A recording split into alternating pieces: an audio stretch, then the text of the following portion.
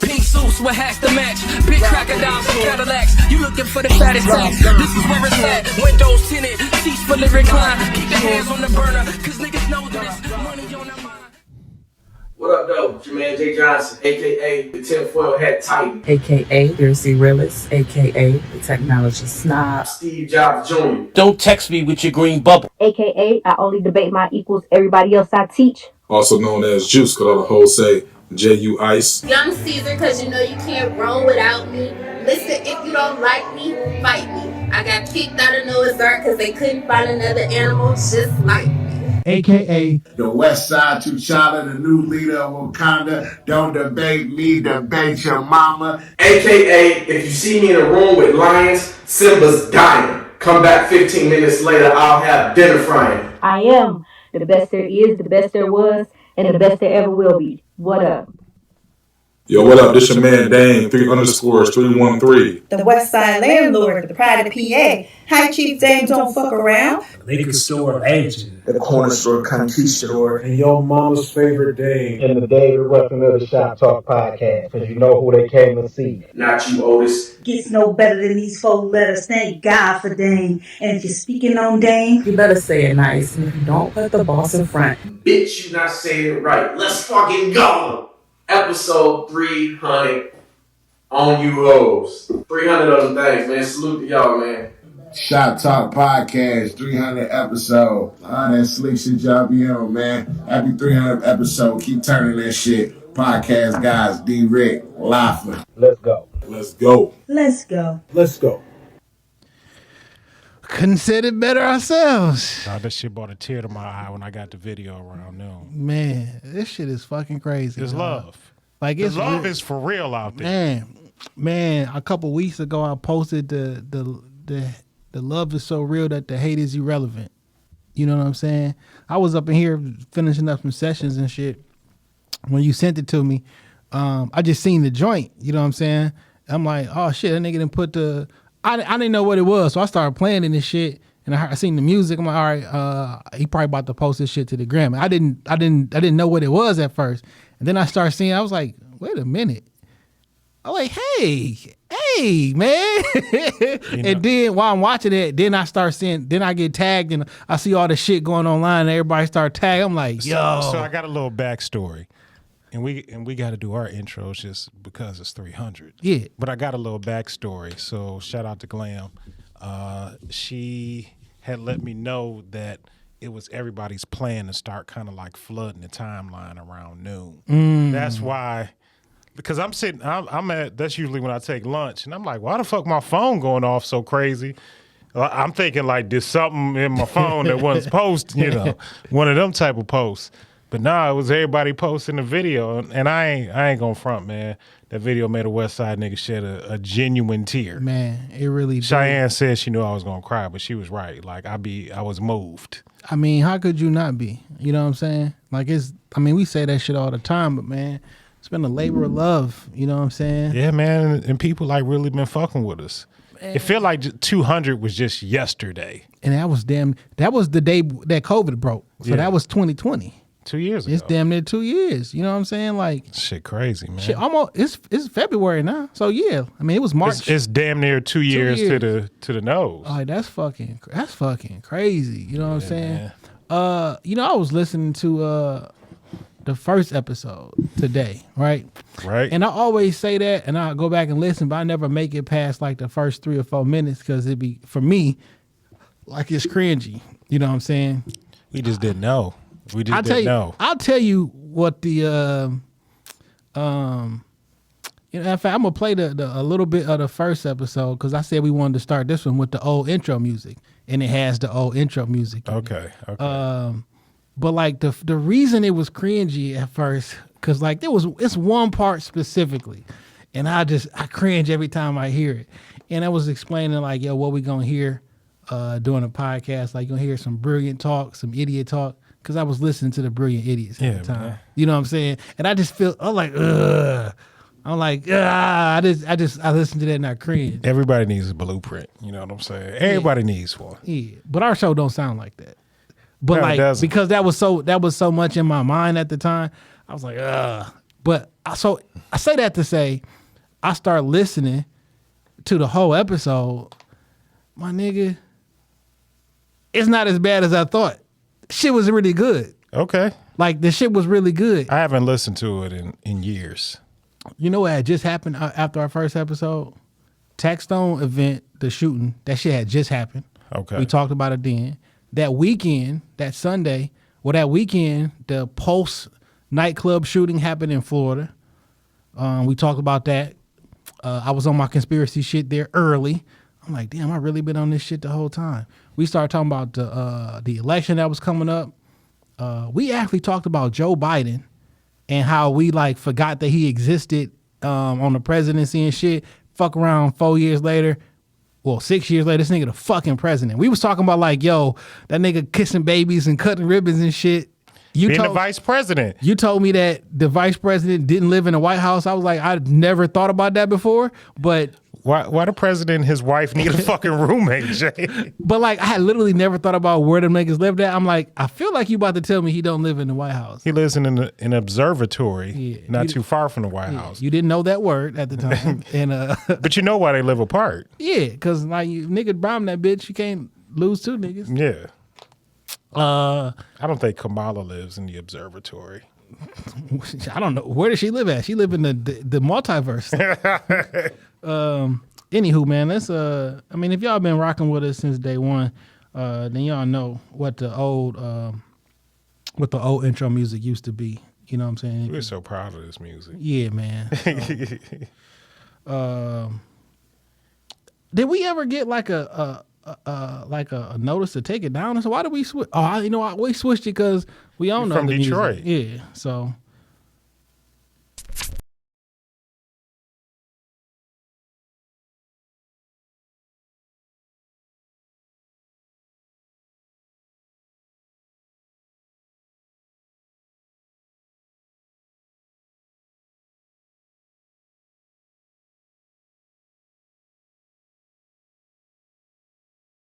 Tinfoil hat Titan, aka the conspiracy realist, aka the technology snob, Steve Jobs Jr. Don't text me with your green bubbles, aka I only debate my equals, everybody else I teach.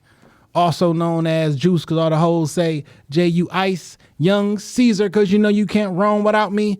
Mr. If you don't like me, fight me. I got kicked out of Noah's Ark cause they couldn't find another animal just like me. AKA the West Side T'Challa, the new leader of Wakanda. Don't debate me, debate your mama. AKA if you see me in the room with lions, Simba's dying. Come back 15 minutes later, I'll have dinner frying. I am the best there is, the best there was, and the best there ever will be. What up? What up, though? And it's your man Dame, 3_313, the West Side landlord, the pride of PA, High Chief Dame Don't Fuck Around, the liquor store legend, the corner store conquistador, your mama's favorite dame, and the David Ruffin of the Shop Talk podcast, because you know who the fuck they came to see. Not you, Otis. It's no better than these 4 letters. Thank God for Dame. And if you're speaking on Dame, you better say it nice. And if you don't put the boss in front, then bitch, you not saying it right. It is episode 300. Let's fucking go. Let's go. Yo, man. That deserves an On You Hoes also. On You Hoes. Yo, man, just shout out to Cheyenne and Macho who put all that shit together. Man, Macho looked good. He lost a lot of weight. Yeah, the man. homie lost a lot of weight. All that fucking water and all that working out. That nigga, The water check every day. yeah, man, he putting in that fucking work, dog. And shout out to Cheyenne, because I heard she was the brainchild behind this whole thing. You know, she wanted us to have our flowers or we could smell them. And I appreciate that. I appreciate that more than Rob Silver made an appearance. Yo, I thought that was the guy that was teaching the niggas how to stop the guns when I first saw it, because it went so fast. But then when I went back and watched it again, I heard the voice. I said, no, that's Rob. Yo, Rob, this is the first time you've been on Instagram, man. Rob just a Twitter nigga. But I couldn't tag, because I was trying to tag everybody on Instagram, but Rob don't have an IG. Oh, shout out to Rob, dog. I'm sure he would show some amazing stuff from New York. For sure. Rob, I'm encouraging you to get on IG with us. I'm encouraging you.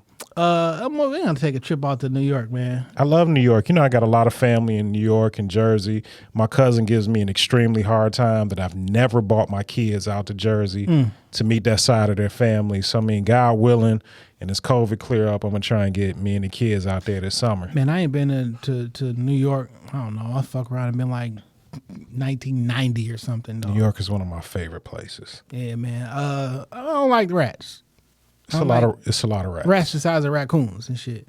It's a lot of rats, and they big and aggressive. Yeah, I'm not really made for that type of shit. You know, we got our own troubles here in the city. You know what I'm saying? Stray dogs and shit like that. I don't know that there's a bunch of stray dogs in New York, but I think the rats is because the rats kill the strays. I'm just being honest. A pack of rats can take down a dog. I don't know, man. I know you don't like. I know that's probably hard for you to stomach. I don't know, but man. A small dog is a pack. The dogs that be roaming Detroit don't necessarily be small dogs. That's different. It's the like pit bull capital here. Okay, like I don't know. I think a pit bull would be like, where they at? That's different. Pit bulls are made to hunt small. Pit bulls are made to hunt rodents. Yeah. Anywho, man, how was your week, my brother? Let's just get this shit started early, man. Man, shit. Jay Johnson was right about the anthology. The anthology. So I get on this podcast pretty often, and I say how scheming is a victimless crime. Nobody gets hurt, and the bank can give you your money back. Victimless. So I wake up early because I get paid on Thursdays. Yeah. I wake up early just to check my account, see how much the Lord has blessed me, and make sure my payroll check, everything looking right. Because my check was a little light last week, but I forgot I damn near didn't work like 2 days. So, I mean, you know, shit happens. But I got up early to check my check, And when I log into my mobile banking, my account look a little light. Look a lot of light. I'm not gonna put the amount out there because I said it to a couple people, and they was like, "Why are you just sitting around with that much money in the bank?" Because I save. But they took a significant amount of money, and you know now I'm having heart palpitations because I'm I'm going through my transactions. Like, did I sign up for auto pay somewhere and I didn't mean to? Because Comcast got me like that this month. I didn't know that I signed up for auto pay when I made the payment last month. You know, they be like, they put the yes and the no in different places, so you'll be like, yeah. Do you confirm the payment? Comcast got me for the auto pay because I went to call my Comcast to make a payment, and they said I had a zero balance. And you know, Comcast, if you owe money, them niggas coming. Like they don't fuck around. They want all their money. I don't live in a Comcast serviceable area any longer. Okay, well, just to let you know, they want all their money. So I found out Comcast is on auto draft. No big deal because I had planned on paying it anyway, so I already had the money budgeted, but it was just a surprise that they got me before I wanted to give it to them. But anyway, so I checked my account. There's a significant amount missing. Now, it's 5 o'clock in the morning. I'm thinking for shit like this, the bank is open 24 hours. There's somebody I can talk to. Well, I mean, it's not like the credit union I was working for where you can actually have 24-hour access. You feel me? I owe them some money before I can open my account back up, but I'm gonna do the right thing. But anyway, so the bank is not open. I'm calling them at 5 o'clock in the morning because somebody stole my money, and they call center don't open up till 7 a.m. So now I'm just heart beating, sweating, hoping that niggas don't take no more money out of my account. So I froze my debit card on the mobile app. I mean, it's good for that at least. But then come to find out, the niggas took it straight from my bank account, not through the debit card. So so they got your account number, router number. Yeah, so that wouldn't have did shit. So anyway, when the bank finally opened up at 7, you know, I talked to Gerald, who's from India, and I try and explain my plight to Gerald that, you know, somebody hit my account, but the brother was very helpful.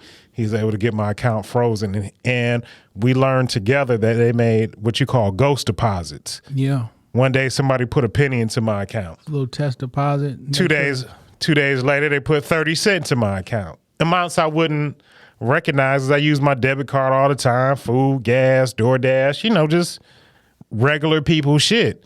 So, like you say, test deposits, make sure the account is live. Thursday, right before my direct deposit hit, they took the money out my account. So thankfully, my direct deposit hit and I still had some dollars in there. I don't know if they was going to go back later and try and wipe me out, but I still had a couple dollars in there. Man, that shit is, man, that's one of those things that you'll feel the effects of that months down the line, because I don't know about you. I don't even, and this is a sad case, I don't even know how many people got my debit card number. How many services I didn't put one there. So like you may get everything together, you got your new card, now you got to reach out to all these different places and shit, and you forget that something is on auto pay or they're going to pull it, and now something ain't happening that normally happened. It's like, oh yeah, that payment, it actually didn't go through 3 months ago, and now like, yeah, what the fuck is going on here? Apple, DoorDash, Amazon, everything is connected to that old debit card. And then it's like, what, today's the 4th, so niggas is still, got a couple of days to pay that rent from the 1st and the mortgage from the 1st. So like, say, all right, fuck it, I'm gonna wait until the 4th. I don't get a late fee until like the 7th or something. I'm gonna wait till my check on the 4th so I can go pay my mortgage or some shit. And then your money gets snatched and you gotta wait, say 3 days. So if it's at a credit union, you gotta wait 10 business days. You know what I'm saying? So it's like, I gotta wait 10 business days for me to get my money back to pay my rent. But like, well, what about the late fee that you're gonna get? And like some apartment complex and shit like that, they'll tag you with a fee every day. Yeah, they will. $30, $75, $30 every time after that. Like, nigga, please.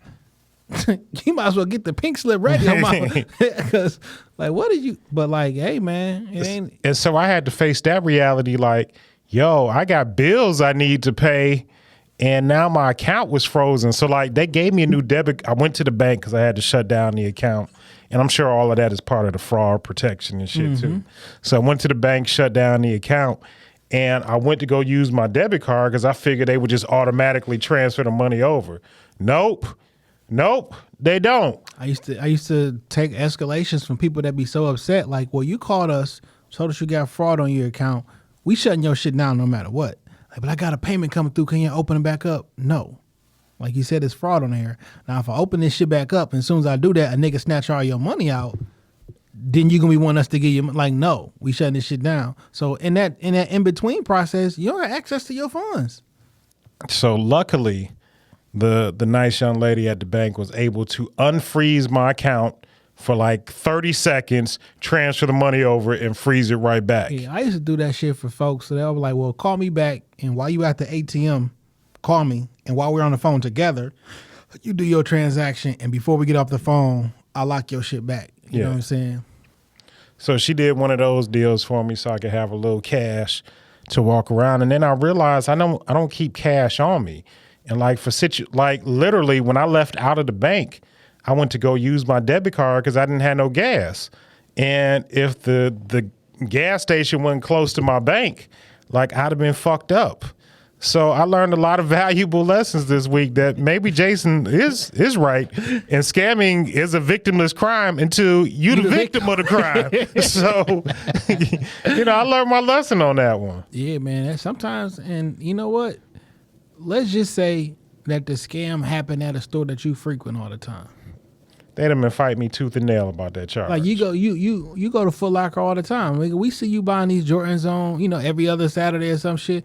Cause I remember one time a nigga was so pissed at me because like he tried to buy like 4 pair of Jordans, which was in the system like cut that shit down because they thought it was fraud. Yeah. And he lost his place in line, and he was like, y'all gonna fix this? I'm like, no sir. We don't got a secret number to Nike to get you your shit back, my nigga. It's just, it is what it is. We'd rather protect you and apologize. Because you'd be mad as fuck if that wasn't you and we allowed $800 to go through on your shit. You know what I'm saying? Nigga was hot about them J's. Or you use your card at a spot that's been compromised and we know it's compromised, we gonna turn your shit off because, y'all nigga, the gas pump that you went to, 5 other niggas got hit there, and you like, why y'all keep turning my shit off? Because you in unscrupulous places and shit. You want me to leave that shit on? Like, what you want me to do? Yeah, man. So they told me like 5 to 10 business days before I see my bread back. Yeah. But luckily I get paid weekly, so I ain't gonna be out here dying. But I really want that money back. I just want my money back. But scamming is a victim. So they just did a withdrawal. They did like a transaction somewhere. They just did a withdrawal. Yo, man, see, when they got your user, your account number, your router number, them be like if it's a debit card transaction, but when they got your shit, don't let them. If they have your PIN number, it's damn near you never getting that shit back. It's like, all right, so somebody stole your shit and they got your 4-digit PIN. Nah, that's too big of a coincidence. You know what I'm saying? But like, that should be tough. You know what I'm saying? Not tough, but they don't get that shit back immediately. You know what I'm saying? Like I done got from like Chase. Chase was pretty cool. I got my shit back, I don't know, like the next day. I got hit at Bank of America.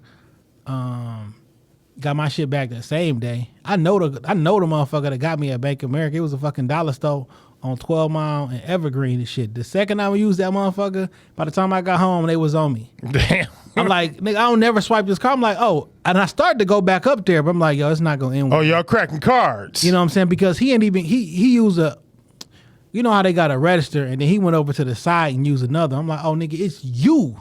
Like, it's not a person. It was you. Yeah. I'm like, if I'd have went back up there, it'd have been an issue.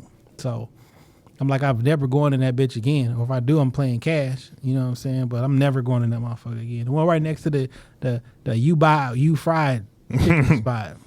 Yes, I know it's gonna be a minute before I get it back. So. Oh man, I'm sorry that happened to you though. You know what I'm saying? Lesson learned. I can't even gloat on some shit like Lesson learned. Because I've been there twice. You know what I'm saying? And it's not a fun experience. You know? Yeah. Shit Jay was right about. Yeah, man. We got a couple notes that people sent in, man. We're gonna play Professor Summerall. You know what? Let me go ahead and listen to that one. Bring that one up, actually.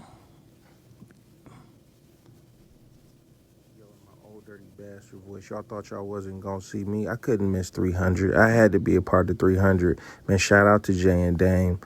Shout out to Shop Talk Podcast. Shout out to Shop Talk Podcast Studios. Congratulations, fellas. As always, the third member of the Triangle Offense, aka Curve Gotti, aka Uncle Marcus, aka Mark Homie, aka your favorite teacher's favorite teacher. Again, congratulations, guys. Pour up, celebrate, party responsibly, drink responsibly, and don't get nobody pregnant tonight, man. Word up. Oh, I try not to. Thanks, Uncle Mark. I want him to change that to Mr. Marcus. Yo, shout out to my brother Aint. You can't bringing a bottle of Bel Air. Shout out, Aint. We love you. 2 bottles of champagne. I really thought it was going to be a cold 40 here, and Aint told me that if I don't drink this, to give it away to a child.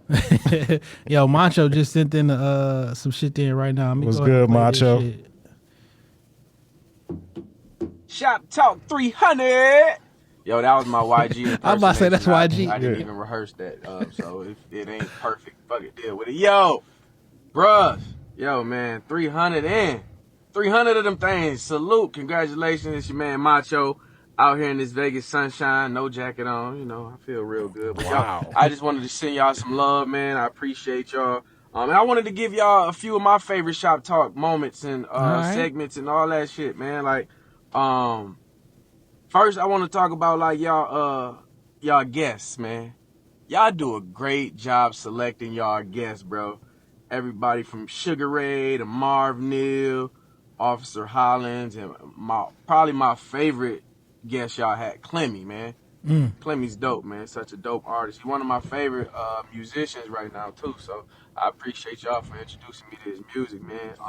Speaking of music, Dame's music pick of the week, man. Like, yo, that's a staple, man. And I listen to damn near every music pick. Like, yo, that's something. You own to something, brother, with that music pick of the week. I appreciate it, Courtney man. Bell, incredible album. D-Rick, Violent Giant, man. It's just like every week you be hitting me with something, and it's always dope, man. So, Jay, we need to bring back Whose Bars Is These, though, bro. Yeah. I don't know why you did. Matter of fact, we finna do it right now. Whose Bars Is These? Yo, was classified as the bastard who died. Rumors say I came back alive with an axe to attack. Is acting like my passion is decapitalized. Coming to my hood, you get jacked for your ride. Catch you from the passenger side. My words turn the sea red like the eyes of a wheat head. Y'all peep my lead and hide like Easter eggs. You don't know who Bars Those is, Jay. But y'all, you got to bring that Yeah, back, that was man. kinda fire, Some of my though. favorite episodes. trying Episode to think, I 133 can't. with Violent Giant. Episode 227 with Violent Content. I think VC. y'all could have won an award for that, man. That segment, y'all broke down the Breonna Taylor I listened to the episode case recently. and everything. How y'all did that, Jay? Y'all was that was like one of my favorite. Y'all had me on the episode 228. And y'all, man, y'all promote good products, man. I seen Supreme. He's got a customer for life. In the video I did, I had some of his products up. Jeans Denim. I had his bucket hat on. Shout out to Barry. I had his hoodie on in the video. So, man, shout out to y'all. I'm down for 300 more. I know this was long pause, but shit, I'm out, baby. We family. I love y'all niggas, man. Peace and love, family. Watch, Keep we it up, love bro. you too, man. Man. We appreciate that voice note. That's fucking amazing, dog. I got a couple. I'm gonna do one more, then we'll do some more later and shit. Okay. What's up, Shop Talk Podcast? It's your girl Nene, aka the Don's mom, aka Big Sister Gorgeous One, aka the Beverly Hills B Girl, where B stands for Bronco, Benz BMW base, Bengals, and a pair of bars. Anyway, just wanted to say congratulations on your 300th episode. Keep inspiring the culture, guys. Love you, Jay. You too, Dane. Peace. Nene, we appreciate you. I wasn't expecting her to break it down like that. Through it for fucking intros, and I love B girls, by the way. I do too. That's fucking dope, man. It's been a cool day today, dog. It's something that's been settling about the day. You know what I'm saying? I didn't know what we was really going to talk about, but I knew like 300 is just special. It's a testament to how long, the love that we put into it, the care that we put into it, the dedication. You know, it's funny. I was at the barbershop last week with my sons, and Tone told me. Hold on. Mike, you on the pod, man. You live, episode 300. Don't say nothing wild. No, shoot. Yeah, I was called. It's crazy. I was calling you on a Friday night about a damn computer issue. Nah. What's good, my nigga? Thing I know. Episode 300, man. What you got to say, man? Give me some intros, man. Man, congratulations, man. Y'all 300. Shit. Y'all some Spartans. What's good, Mike? What's up, Jay? You all right? This is Dame. Oh, damn. Y'all sound alike on 300. Y'all niggas even trying to sound alike. Nah, what's up, Jay, man? Congratulations, man. Y'all done made it. Thanks, man. You got to come back through them, and we got to do an episode with the girls. What girls, nigga? I don't got no hoes to come out. Your daughters. Y'all daughter. Oh, man. We got to get money off the phone, man. Yeah, man. That's a safe answer. Let's definitely do that, man. Okay. All right, man. I'll hit you up shortly, dog. Okay, y'all enjoy, man. All right, man. Love you. Be I know easy. y'all doing something for 300. Y'all got to throw up 300 shots. Come on now. Hey, yeah, I hit you up shortly, dog. Okay. Yeah. Oh, That one went a little off script. We should have gave Money a little bit more of a buffer. You threw that nigga right on the hot mic. Oh, man. Hey. Unpredictability. You never know where it's going to go. My phone at 7:30 on the Friday evening. Like, come on, man. Y'all know I pie. We only been in this bitch every Friday for the last 300 weeks. You know what I'm saying? What was I talking about? I had a story going, and then we answered for Muddy. Oh, man. I fucked it up. I mean, it is what it is. If it's meant to be, it'll come back to me. Yeah. Yo, so you said, I was like, yo, this week been good. You said today has been like a somber. I know what I was talking about. I was in a barbershop. Yeah. And Tone said, I give you too much credit. Like, oh, you know, this J thing.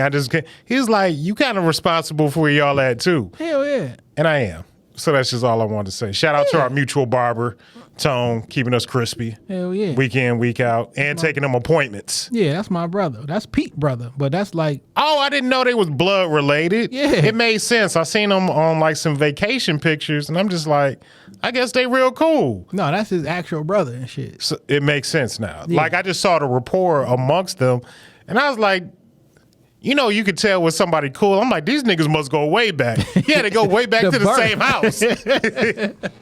Yeah, man. So I mean, I've been fucking with Tone since, you know, even before I was going to him for a barber. And his other brother used to work in the barbershop. So either one of them used to cut my hair. Okay. And then I just started fucking with Tone, you know what I'm saying, exclusive. So shit, I've been getting my hair cut from Tone for 2006, Okay. maybe. You know what I'm saying? Long time. Tone had a nigga up front in the shop once. This is before, like, you sent me there. Yeah. I just went there on my own one day. And Tone used to have a nigga, damn, that was a lot of spit. But Tone, pause. But Tone used to have a nigga that sat in the front chair. That nigga fucked my line up so bad, I wanted to fight that motherfucker. Yeah, waves? Nah, he was a bald, dark-skinned nigga. I didn't go back for years after that shit. Oh, I'm not sure, because, like, after they got their shit, I don't know about him, but it was two, I think it's Wheezy. He was up front. They got their own shop down the street, but he was kind of cold. It was Wheezy, Black, and Dre. And He's definitely a black-ass nigga. Could have been Dre. Okay. Yeah. And I was holding on him. I was holding on to my hairline around that time. And he fucked my shit up. And I didn't go back for a while. Then you sent me, you know, we had made the connection. And I had seen Tone, or I feel like I had seen him or met him before, but like when he finally cut my hair, like the banter was like real familiar. It was like somebody I knew. Yeah. So I mean, I was. Yeah, we gotta do an episode from Tony Rome. Oh, he be down. I know he be down. Shit, I seen he had somebody did a comedy show in that motherfucker. Somebody had a live band, did like a little tiny desk in that bitch. He said he let Crimson Alchemist come in there and rock one Saturday. Matter of fact, that's probably who it was. I drove by that day. I mean that because at night that's all you can see. Yeah, he said she had that bitch rocking in Hell there. yeah, that's low key. That's it because when they were on the show, that's also family. You know Okay, what I didn't know. That's Lil Cousin. That's Lil Cuz and the non-manager of Crimson, and also that make. Oh, they all sense. family. Yeah. So when he was like, it's a family Y'all affair. done bamboozled me. When he says because me and Pete go back since 6th grade or some shit. Like when he say, "No, this is fam. This is like real fam." Actual blood. Y'all done bamboozled me. I don't know if you must wasn't Maybe I paying wasn't attention. paying attention. I when I saw the pictures of, like I said, Pete and Tone, I'm like, well, they just go way back. So we travel together and some shit. Like I know niggas get cool with their barbering it. Like my old barber is like family. Man. He may not cut my hair no more, but like I love he family. Man, it's so wild. Now that I'm thinking about it, because I really been fucking with them niggas for like a long time and shit. Pete's sister stay around there. I remember, I can't say that out loud. Ain't got nothing to do with his sister, but something happened in front of his sister's house. Okay. And I can't say that on the pod, but it's been a long time. All right. It's been a long time. So look, man, this week, man, it's been a lot of interesting things in the news. Let's unpack some of it. Whoopi Goldberg was suspended by ABC from The View. Let me see if I can find her actual. They've been taking it down. They have? Yeah, it's hard to find now. You might find it might still be a link or two up for it on YouTube, but I went looking for it on the gram and I couldn't find it. Let's see. My words upset so many people, which was That's just the apology. I want the apology.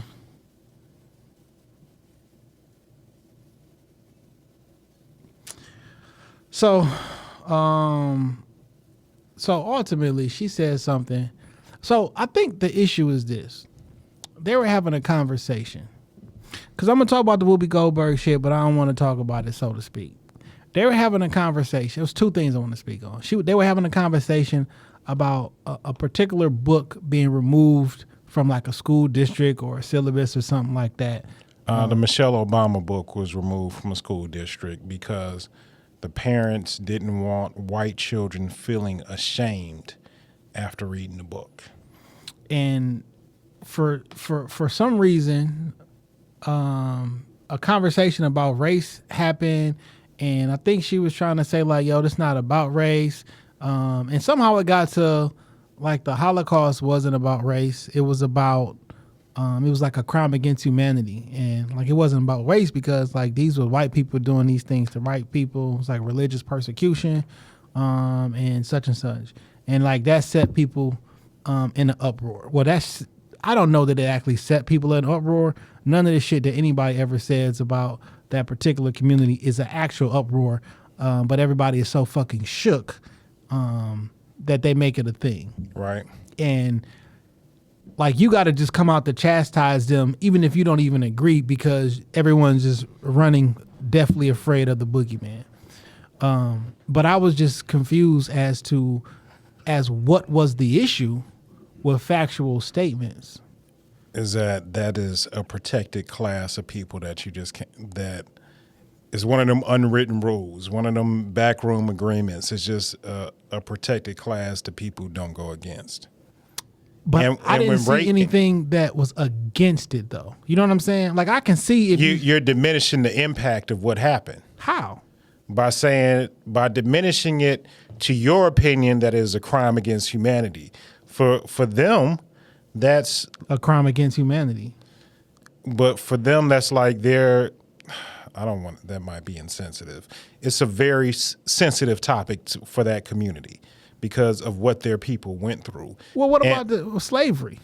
That's a very sensitive topic to us. It is a very sensitive topic, but we have not collectively come together and said, yo, when people talk about slavery, we're going to press them. Like, that's not the collective energy. We're still accepting. Because I don't want that to be a thing either. But still, we're still accepting of our pain and anguish being pressed in front of our faces. We're accepting of that. They made the one movie, Schindler's List. And there's been a ton of movies about the Holocaust. I'm just saying. It's tons of movies about the Holocaust. It's just Look, man, it's just a protected class, and they don't want you speaking on them. They don't even come out as individuals and speak about it. So they don't want us speaking about it. No, they come all. Yes, they do. Never forget. That's what they say. Never again. Never, because they don't want this to happen again. 6 million, never again. Like, it's not like a secret. It's not like, no.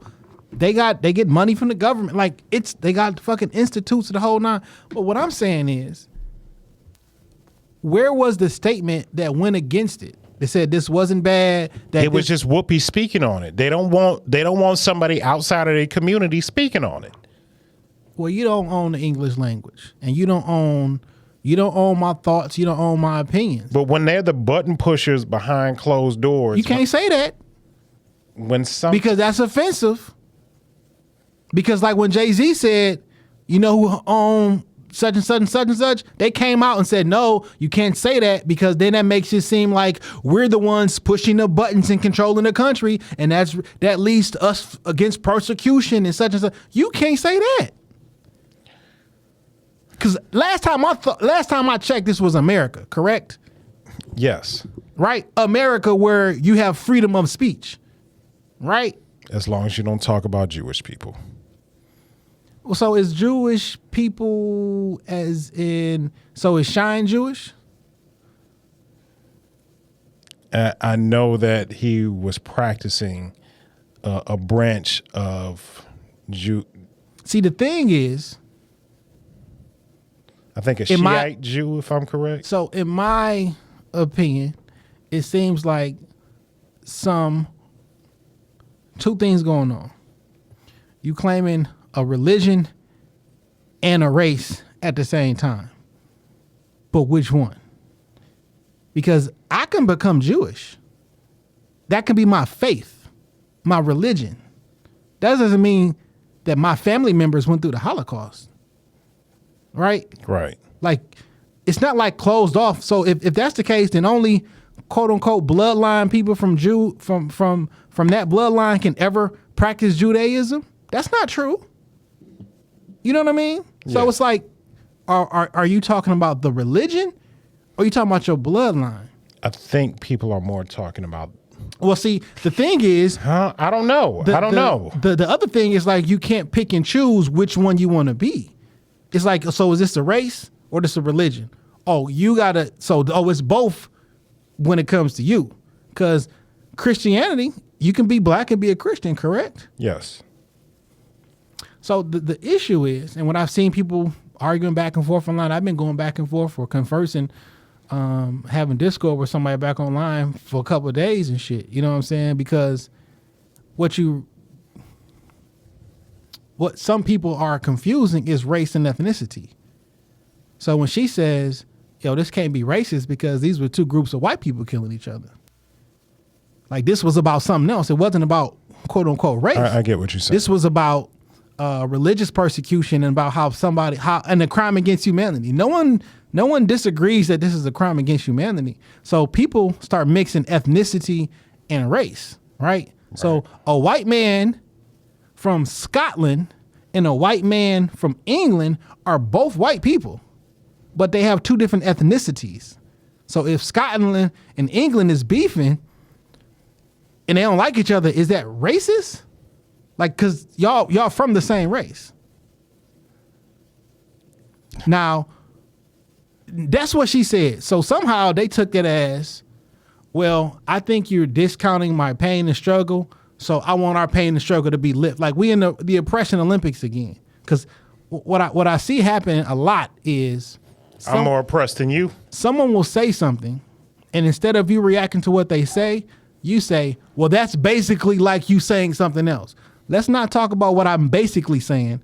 Let's talk about what I actually say. They twist the statement in order to give cause for what something different that they're feeling. Was this not a crime against humanity?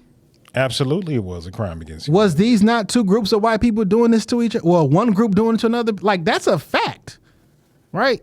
Now, I get that the words that Hitler, I don't know, he was trying to get his master Aryan race and whatever, but like race and ethnicity aren't the same thing. It's nuanced. But to say, yo, you're wrong, you've offended us because you tried to point out because you pointed out not even intentionally that the difference between race and ethnicity. No, we want this to be a race issue. Why? It's semantics. Motherfucker did some horrible shit. Yeah. Because he was a horrible person and he persecuted you for a litany of reasons, all of them bad. But if you don't say the type of bad I want you to say all the time, then you are disrespecting me and you got to get off television. How dare you? Like, what kind of shit is that? Because every time we start talking about slavery, right? Well, slavery didn't just start in 1555 or 1619. Slavery's been around since such and such and such and such. Are y'all canceled now? Oh, you can say that, well, the type of slavery that y'all was in is not the same that was from the Bible. Like, that's a fact. Chattel slavery that we experienced from 1619 to 40 years ago or currently, you know what I'm saying? It's not the exact same that was in the Bible. What we knew as slavery then. So yeah, two things can be true. To quote unquote cancel people and no one can ever say anything. Everybody got to kiss the fucking ring, as if someone meant you harm by saying that. And it's what even about. We was making another point. They are minimizing your freedom of speech. Yeah, you got the freedom to say what you want. But they're making the consequences of that freedom so rigid that people will be scared to speak out. And you know what I think? That's un-American. It is, but we talk about like the metaverse. We've talked about it like the past couple weeks. The metaverse reminds me a lot of Demolition Man and the fact that they're creating this safe haven. Like one day certain words are going to they're not going to take away your freedom of speech, but they're going to ostracize certain words so much that we just may lose them from the English language. In Canada, there's certain words that you can get arrested for and fined for. Misgender somebody, you can get a fine and possibly go to jail because you said she was a he and he was a she. Ain't that? Canada a strange place. Free healthcare, but you can't have no guns. Every place that ain't got guns is strange as fuck. And that's not even like a joke, but once the country, wherever the place is at, if they can't protect themselves and they have to do what the government tell them to do, it's a strange place. I don't want to be there. It's a strange fucking place. I don't want to be there. I just don't like the fact that, like, it is what it is. Like, and it was a black woman saying that. Like that to me, that's really the underlying issue. It was a black woman saying it. And America doesn't love black people, and they don't love and revere black women. Plain simple. It's so bang the gavel for me on that. Everybody wants to go and you don't know, you need to be educated. Why don't you read the secret relationship between blacks and Jews? that was the Nation of Islam placed together. How about reading that? And that was not someone's opinion. That wasn't like Farrakhan went and wrote some shit. That was all quotes from Jewish scholars. Like, so these not my words.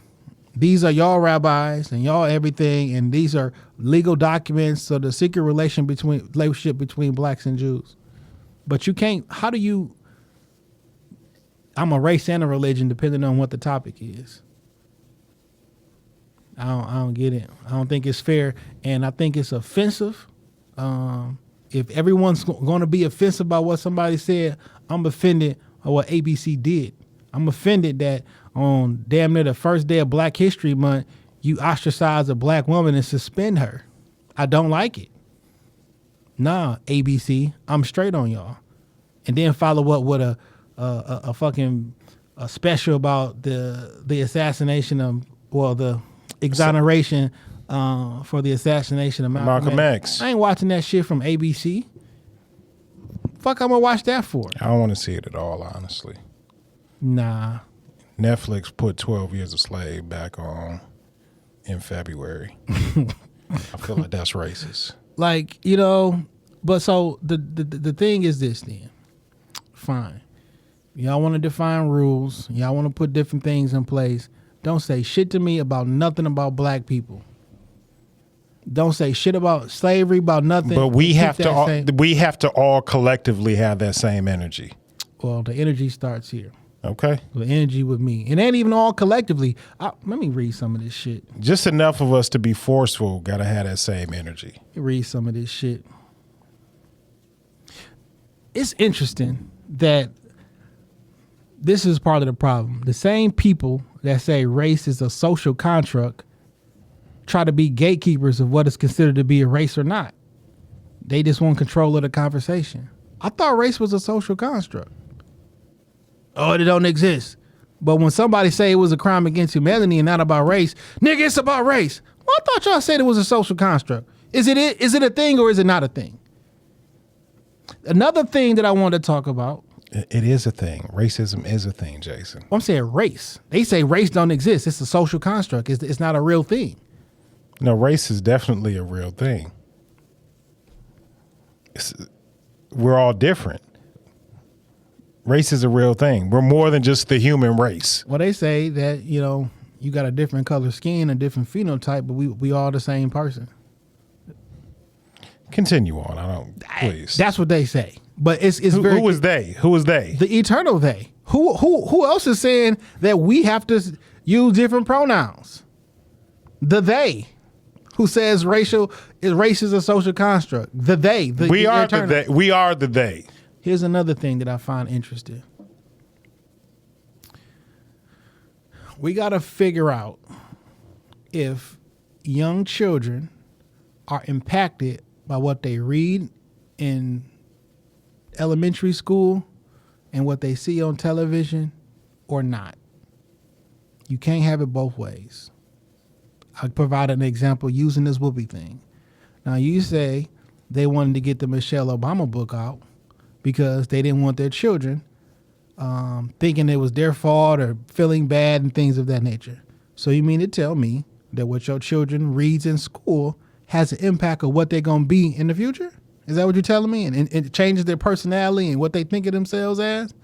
Because that's what it sounds like if you want that book removed, right? Okay.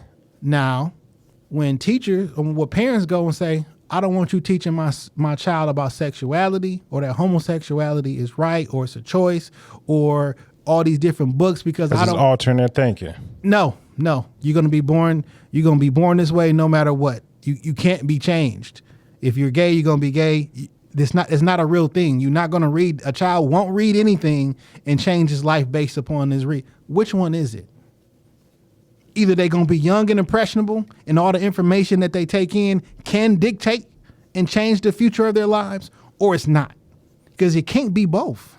Maybe they feel their minds are only strong enough to handle certain subjects. Or subject matter. They can handle sex, but they can't handle race. They can handle whether they attract. There's no race. We're all the same thing.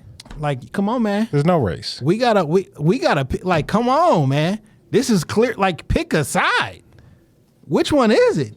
Either they're gonna be young and impressionable, and you can mold their minds when they're young, or it's not a thing. Fuck it, let them do it.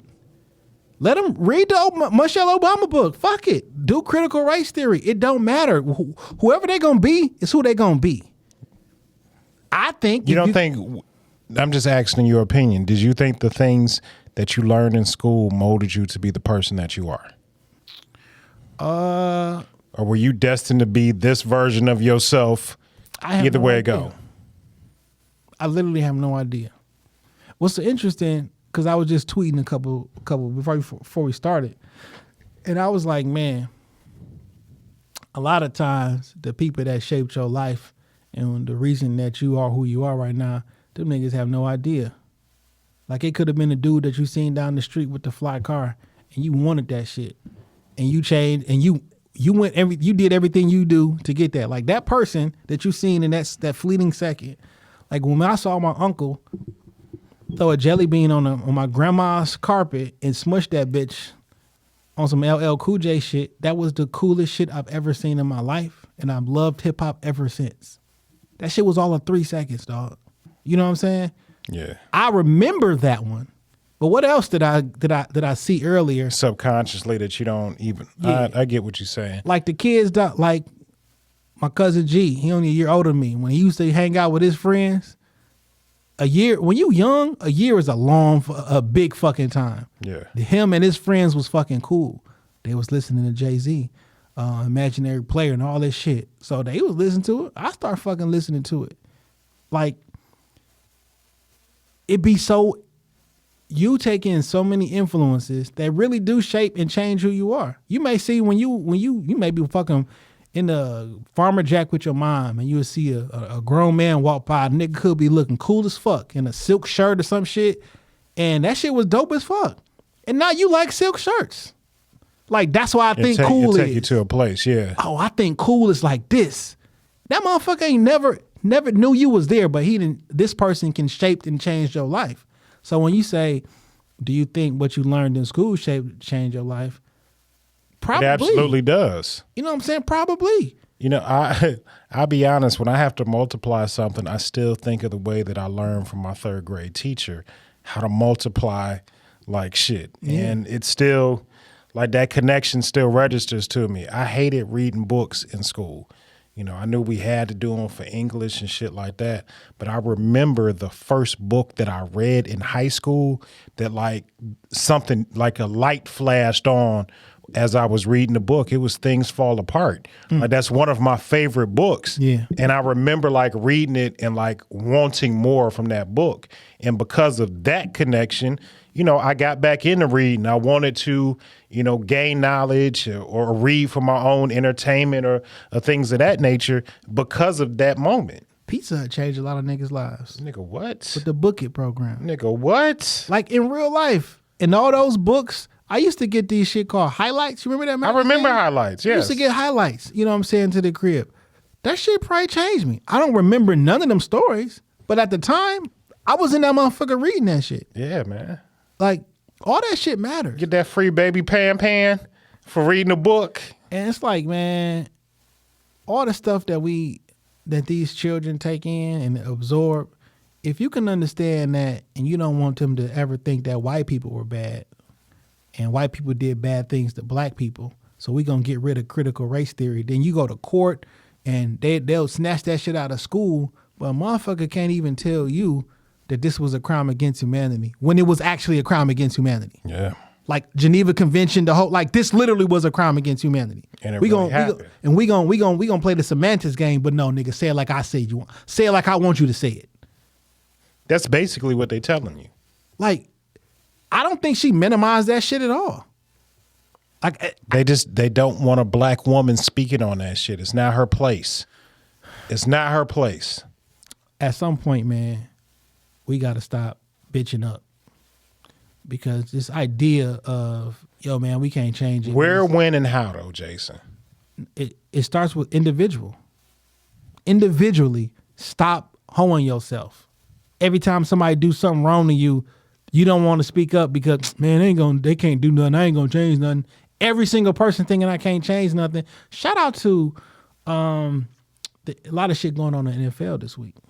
I want to talk about it. Brian Flores. Yep. Like, I'm tired of y'all niggas hoeing me. I'm tired of it. I'm tired of y'all hoeing us.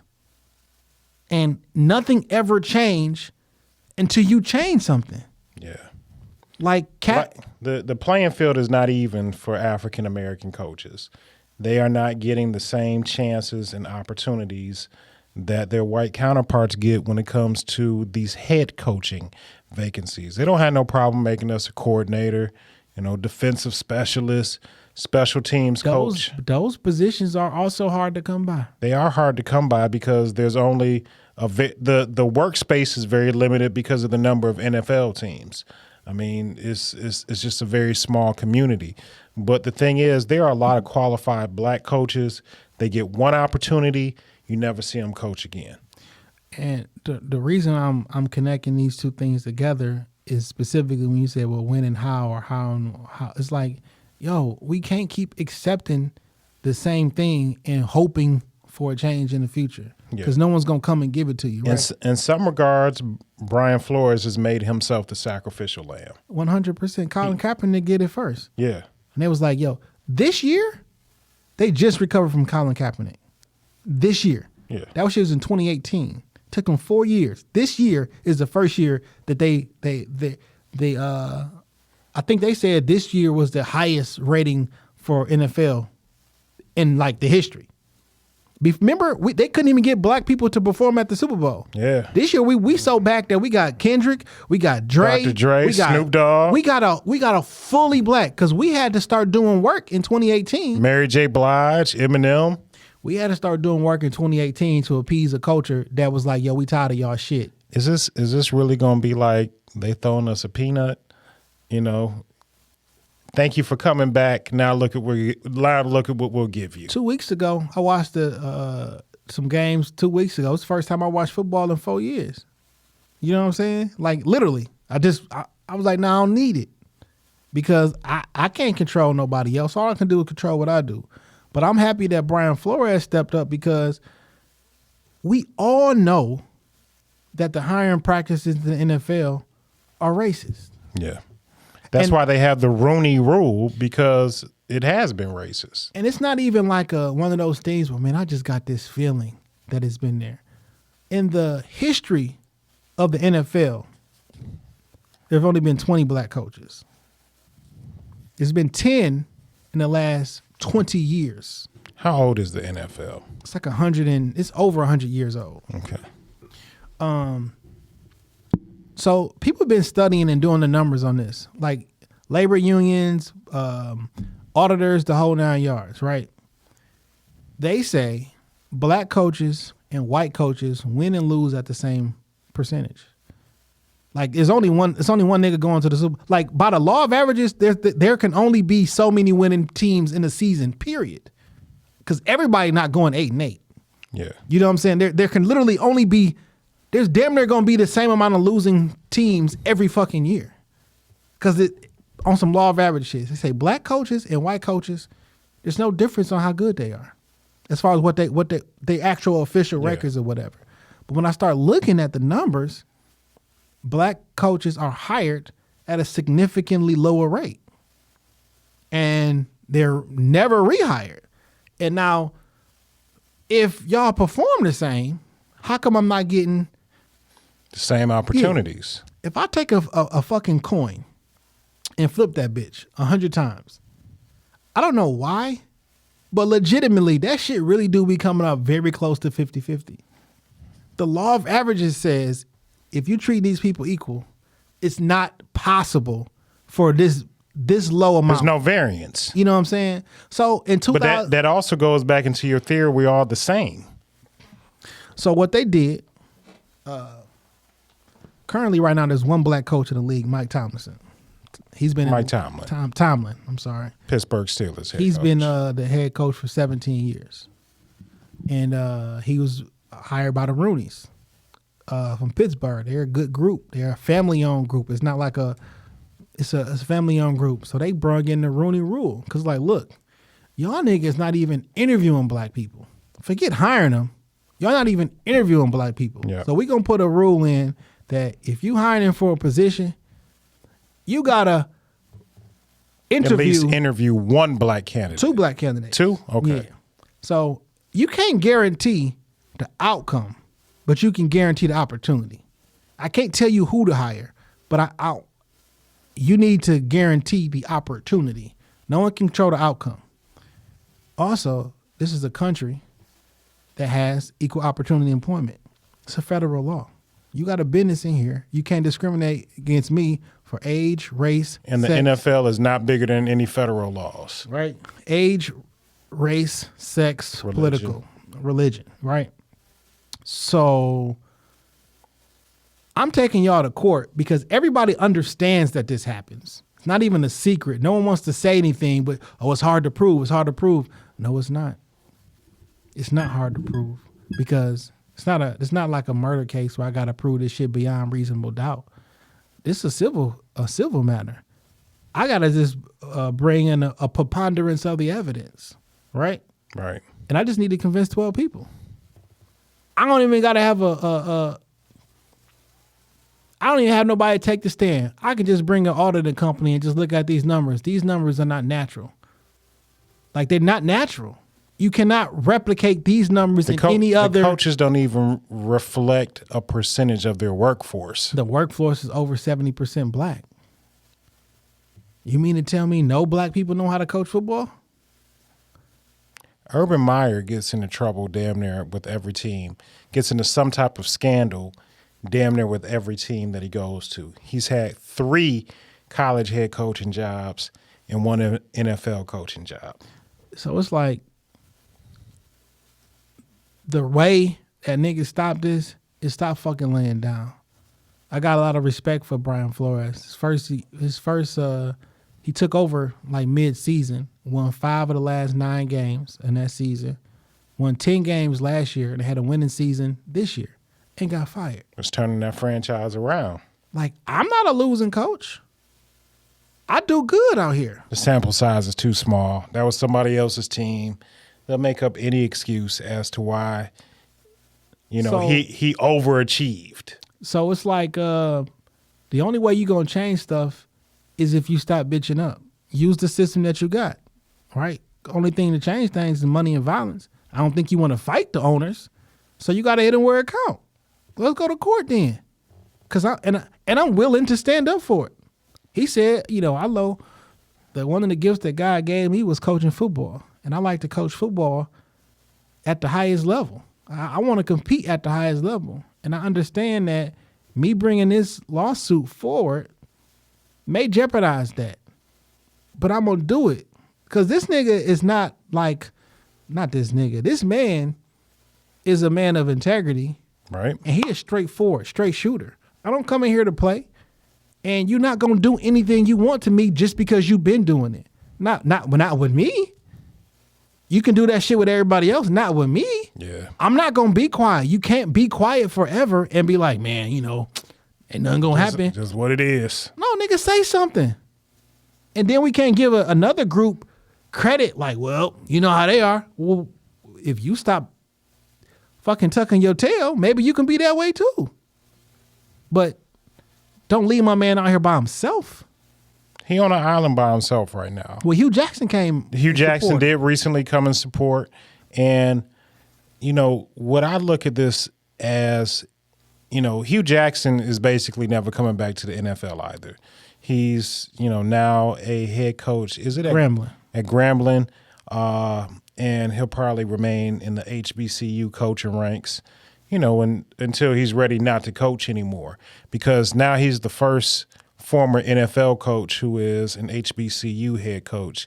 And it's going to shake different waters for recruits and how HBCUs are viewed moving forward.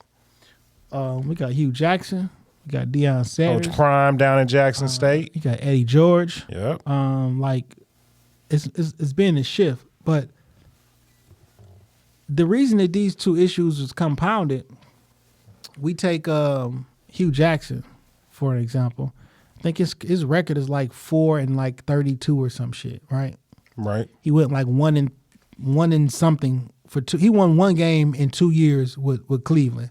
It's a 4-year contract though, and third year they gave him an extension. Think about that. I won one game in 2 years, and y'all give me an extension for my third year before he left and went to Cincinnati. Why would you do that? So Brian Flores said the issue that he had with the Dolphins is the first year, the owner came out and offered him $100,000 for every game he lost. He won 5 of the last 9 on purpose. You know what I'm saying? I had a fucked up team, but no. And then the next year, when my team working against me, I won 10 games. And then this year, I got a winning record. You niggas trying to pay me $100,000 a game to lose. To diminish my reputation, essentially. And those are the two things. So black coaches, we don't get a lot of chances anyway. And then when I get there, you gonna try to incentivize me to fucking lose? Set me up for failure. So Hugh Jackson explained, yo, I was at this team with a horrible roster. He said, y'all know me. I'm 2017. I'm one of the coaches of the year. And then I come to this team and all of a sudden I can't coach no more. I'm one in such and such. No, the team had me, they made incentives in my contract to say, if I finish the year with the youngest roster, I got a bonus. If I finish the year with a certain win-loss, I get, like, they incentivize him. He said they basically got $785,000 worth of incentive money for being bad. I didn't get any ability to change my team, who I want to draft or whatnot. It's like, yo, Cleveland, why y'all niggas so bad? He had initially it was a 4-year contract or whatever. And he said they didn't talk about winning until like year 4.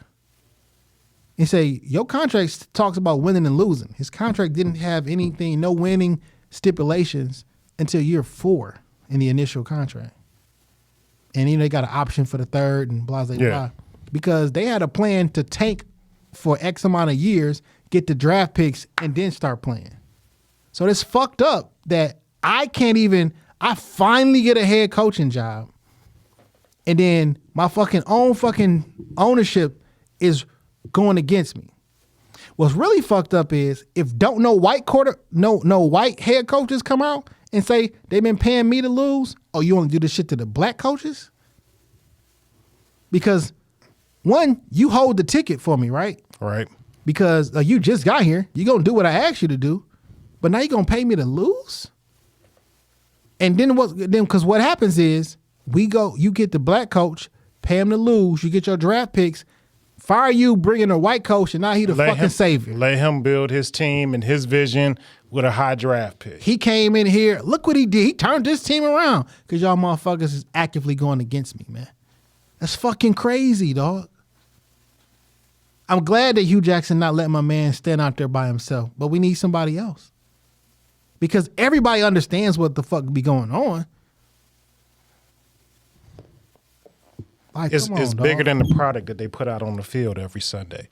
It's a lot of backdoor movement going on. I'm proud of Brian Flores, Hugh Jackson, even further down, Colin Kaepernick for standing on things that are not right. And hopefully this, sheds some light and leads to more realistic change. Brian Flores, he had a gig with the Broncos, or an interview with the Broncos, and the Giants. And he like, yo, y'all got a Rooney Rule to say, at least y'all gonna give me an interview. Belichick texts him a couple of days before his interview saying, yo, congratulations, man. I heard you got the Giants gig if you want it. He like, yo, my interview ain't till Thursday. From when I hear it's yours, man. Blah, blah, blah. Like the next day, he texted back like, I really fucked Brian, that up. I fucked this up. I misread the message. It was white Brian instead of black Brian that he was supposed to be texting. So now we got a problem. Now I got evidence. Now the Rooney Rule says you got to interview at least 2 black candidates to give me my fair shake at an opportunity. Not saying you got to hire a black coach, but give me an opportunity. You didn't hire the nigga before I even touched down? They didn't hire him. Nothing was announced. Just more backroom conversations, backroom dealings. That's not right, man. And why Belichick know? Because he part of the inner circle, nigga. That's why he know. You know what I'm saying? Like, this is wild. He part of the crew. Yeah, that's fucking wild. He don't have to wait for his team to be fucked up. He part of the crew. And he also explained, like, what you can do as far as draft picks and who gonna be your quarterback, who gonna be all that shit written in your contract. And in my contract, it say the GM gonna make them decisions. You can't. Bill Belichick can get who we want to, and the difference between these, it's not an even playing field. No. Everybody, just because you're a head coach, you don't make all the decisions. No, a GM typically supplies you all with the team. In some instances, like in Dallas, the owner also plays the GM.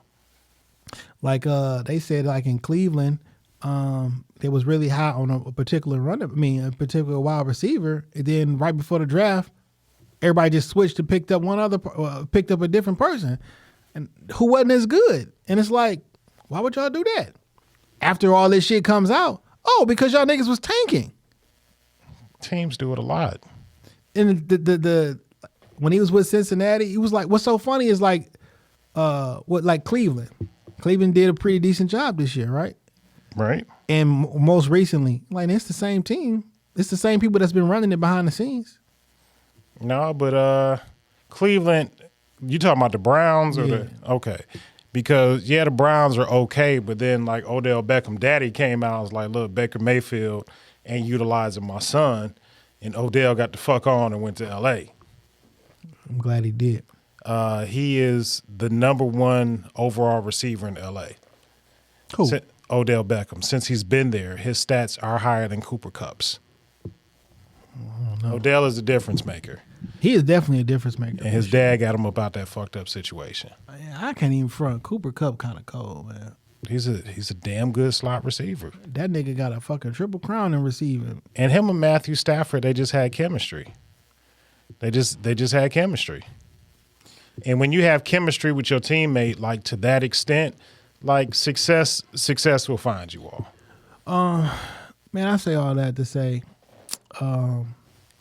if people want to flex power, you actually have to use your power. Like, you have to say something when somebody not doing you right.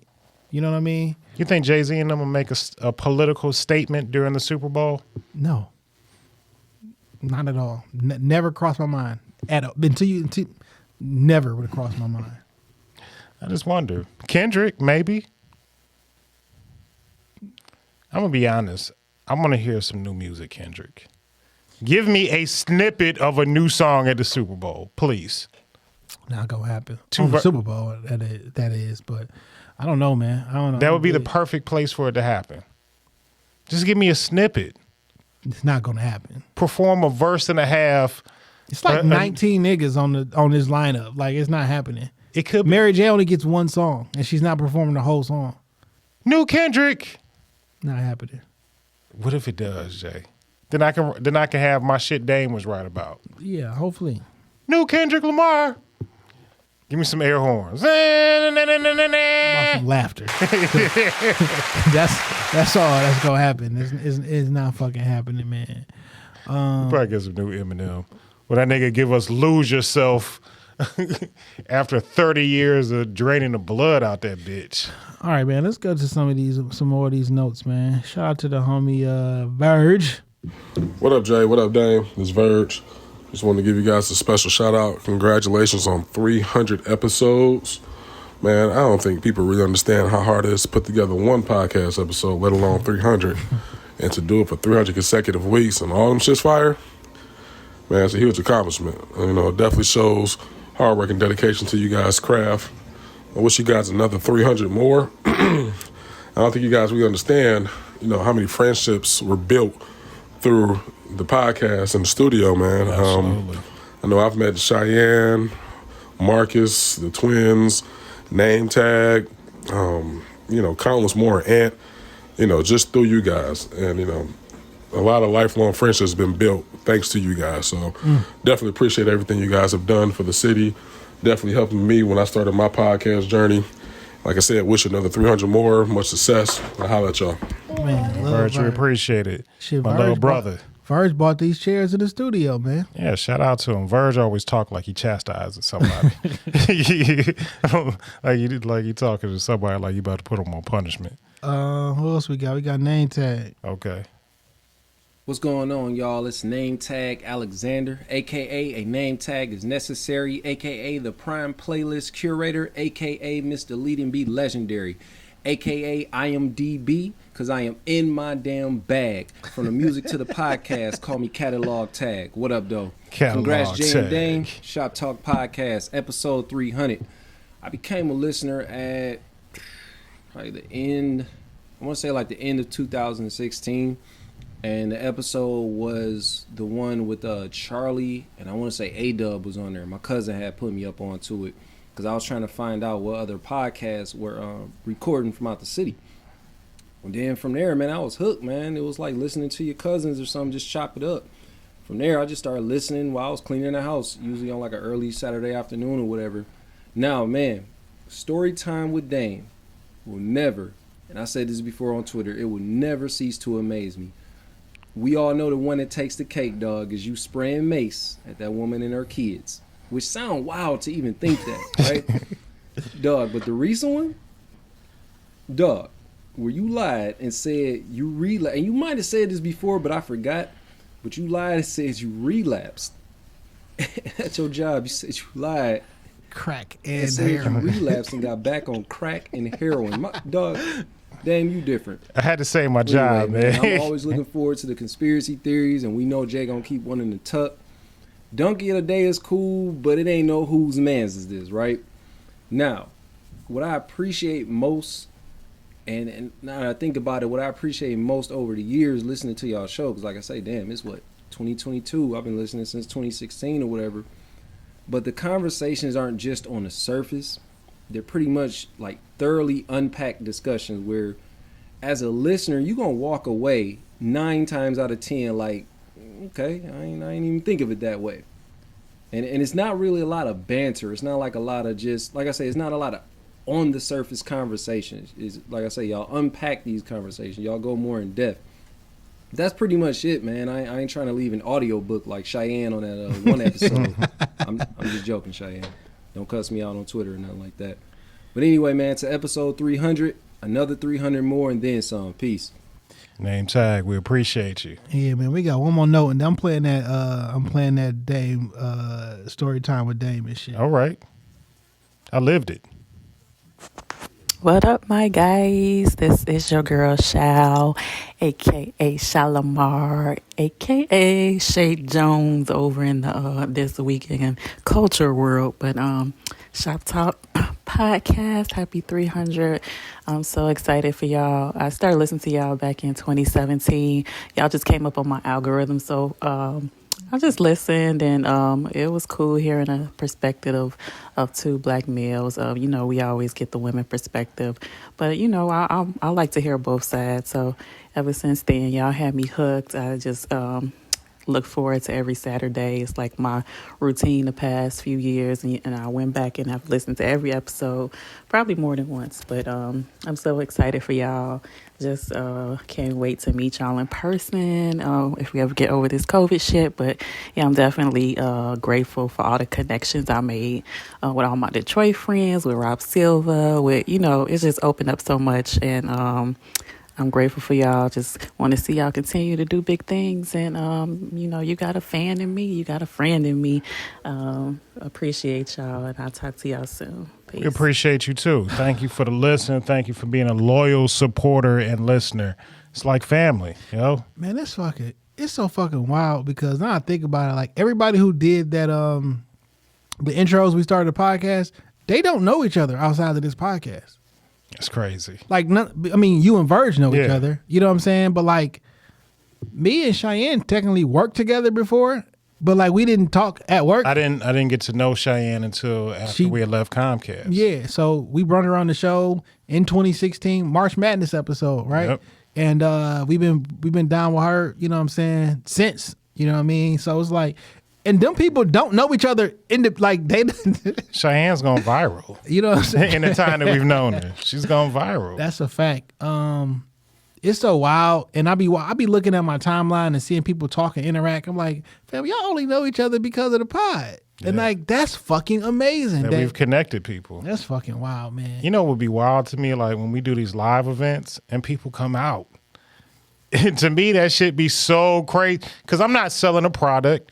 I'm not getting on the stage and like, you want to. You know, I'm not entertaining you in that way. Like you literally coming out to see us talk and just to meet and mingle and have a good time.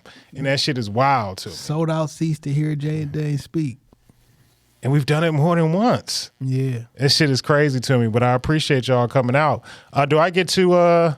I get to intro Storytime with Dame. Now, if you've been listening to the show, you understand that Storytime with Dame are a collage of tragedies that I've encountered in my life. I actually have a follow-up to this story, and I will share it after Storytime with Dame because I ran into the victim at the dealership, and she gave me a mouthful. But Jesus. Yeah, it was tense. It was tense. But this is Storytime with Dame. It goes back to a young lady I was once dating once upon a time in a very dark moment for me when I decided to take things to another level and mace her and her nieces and nephews in the car. But I'm a changed person. I would never do something like this again. This is, something that happened once upon a time in my life, but it's part of the journey. Storytime with Dame. No, you was high as hell in this video too. I was. Off of prescription drugs. I'll let you throw the music in later, but story time with Dame. Once upon a time, I dated this young lady who didn't like the fact that I didn't want to deal with her no more. Yeah. You know what I'm saying? Slurring and shit. I kind of broke it off with her, but I was in her house for some reason. You know that last, goodbye hit, and I'm going to leave in the morning. You know what I'm saying? So that's what I did. But that next morning, I found out my Visa card was missing. I was like, man, the hoes be taking advantage of you. They dogging the shit out of you. I mean, you've seen me sleep. I'm a freestyle sleeper. I fall asleep anywhere, anytime. This nigga Dame fell asleep talking to me yesterday. Nigga, mid-sentence, this nigga just nodded off and went to sleep. So the bitch done stole your debit card? I'm listening. I'm listening to the story. Yeah. She just got my credit card. Credit, debit, she went in your wallet and stole from you. She got my credit card. So naturally, I called the dirty bitch up and I was like, hey, yo, I know you got my motherfucking card. Oh, you found this out after you went home? Yeah, after I left her house. Like, I went to use the motherfucker and it was gone. So you looking mad sick in the story. Yeah, so I'm like, listen, I know you got my heavy drugs. Now, she was, not the type of young lady to go use the card, but she had the card. So I was like, bet, I need my debit card back. And she was like, I meet up and give it back to, with that. Like she didn't steal it. Yeah, like she with the Sharita voice. Yeah, like she just didn't give a fuck. Sharita was the girl that stole the cane. Carry blades in her mouth and silly shit like that. So I got to watch this one. Yeah. So she want to fight. She might. You know what I'm saying? Yeah. Her feelings hurt. And while a black woman's feelings are hurt, like when they at, don't touch hot, like ain't no telling what they do. This motherfucking rabid animal territory. Because you just never know what's gonna happen. Yeah, you could get slapped, which is like on the low end of the scope. Or you could get ran the fuck over. But you could get shot. And I know she's been shot before, so I mean, she might. Wild fact. I'll show you a picture of her. She was fucking gorgeous. Okay. Nigga, gorgeous. She was in somebody's video. I'm not gonna name them, but she's fucking gorgeous. Yeah. Gorgeous. And anyway, so we meet up at the pull-up. Now she got her nieces and nephews in the car, and she not getting out the car. She acting like she not gonna get a car back, and all that shit. So we have a little back and forth. Now she want to meet me. Just come back to my house. Let's just I don't want to come back to your house because I'm not. We already had the goodbye. Yeah, and I'm cool. Yeah, and I'm cool. We already had that send off. Yeah. So now she acting like she gonna put this bitch in park and pull off. Now this is back in the day when I had the keychain mace. But shout out to my homeboy Ken who got a fucking permanent disability working at the mail office. This nigga gave me shout out to my that's a wild shout out. Shout out to my nigga. Weird shout out, but okay. Yeah. But he gave like all of the homies like his extra mace and shit. Like we was young, nigga, like 17. So I didn't know like really what the fuck mace would do until I unleashed it on his bitch and her in a car full of nieces and nephews. Man. I ain't never heard no kids cry like that. Like that before, man. These kids is probably about 5 or 6, man. You nigga. That nigga crazy. What was the after effects of this? Did you get the card? Did you get the card? Yeah, I got the car, and then I sprayed the car again. God help me. That nigga say, bitch, I have another one. What'd she do to you after that? Nothing. I just blocked her. So you never fucked her again after that? No, but you know how you see like niggas gasping for air in their teeth. You like, that's how I heard them kids. Hey, dog, we laughing about this shit. We terrible. That's how I heard them kids was. This is bad. This nigga crying, dog. Both of y'all niggas crying. Man, because when I sprayed that car you second ain't never been sprayed with no mace, dog. No. Hey, dog. That shit is vicious, dog. All three of y'all are crying. Because these niggas are crying in here. I imagine that shit in my head like I can't believe where the fuck was y'all at? Where was y'all at? Where was y'all at? Nigga, we was at a gas station on the east side. So I know it was like a nice ass Shell station. Oh, the big joint. She lived like close to Grosse Pointe, so you know how like when them shit started getting nice, it was one of them. Nigga, that second one, I swear to God. That second one was I was so mean with it. I came back with a whole other scheme with it. And I can see them kids just gasping, but I ain't get no fuck. Like, nigga, her mouth was wide open when I hit her with that second. Oh shit! So she choking. She ate it. Yeah. She ate it. God help me, man. God help me. Man, God, I'm not a bad person, Lord. Lord, you know my heart. We need you to email us and tell us how you felt at that second exact moment. Hey, man, I didn't feel shit. I'm talking about her. Talking about the young lady. Oh yeah, because she listening. Because she. So she's never got back at you for that, dog. B100. She's never attempted to get back at you for that. She made an attempt, dude. Boy, I had my antennas up.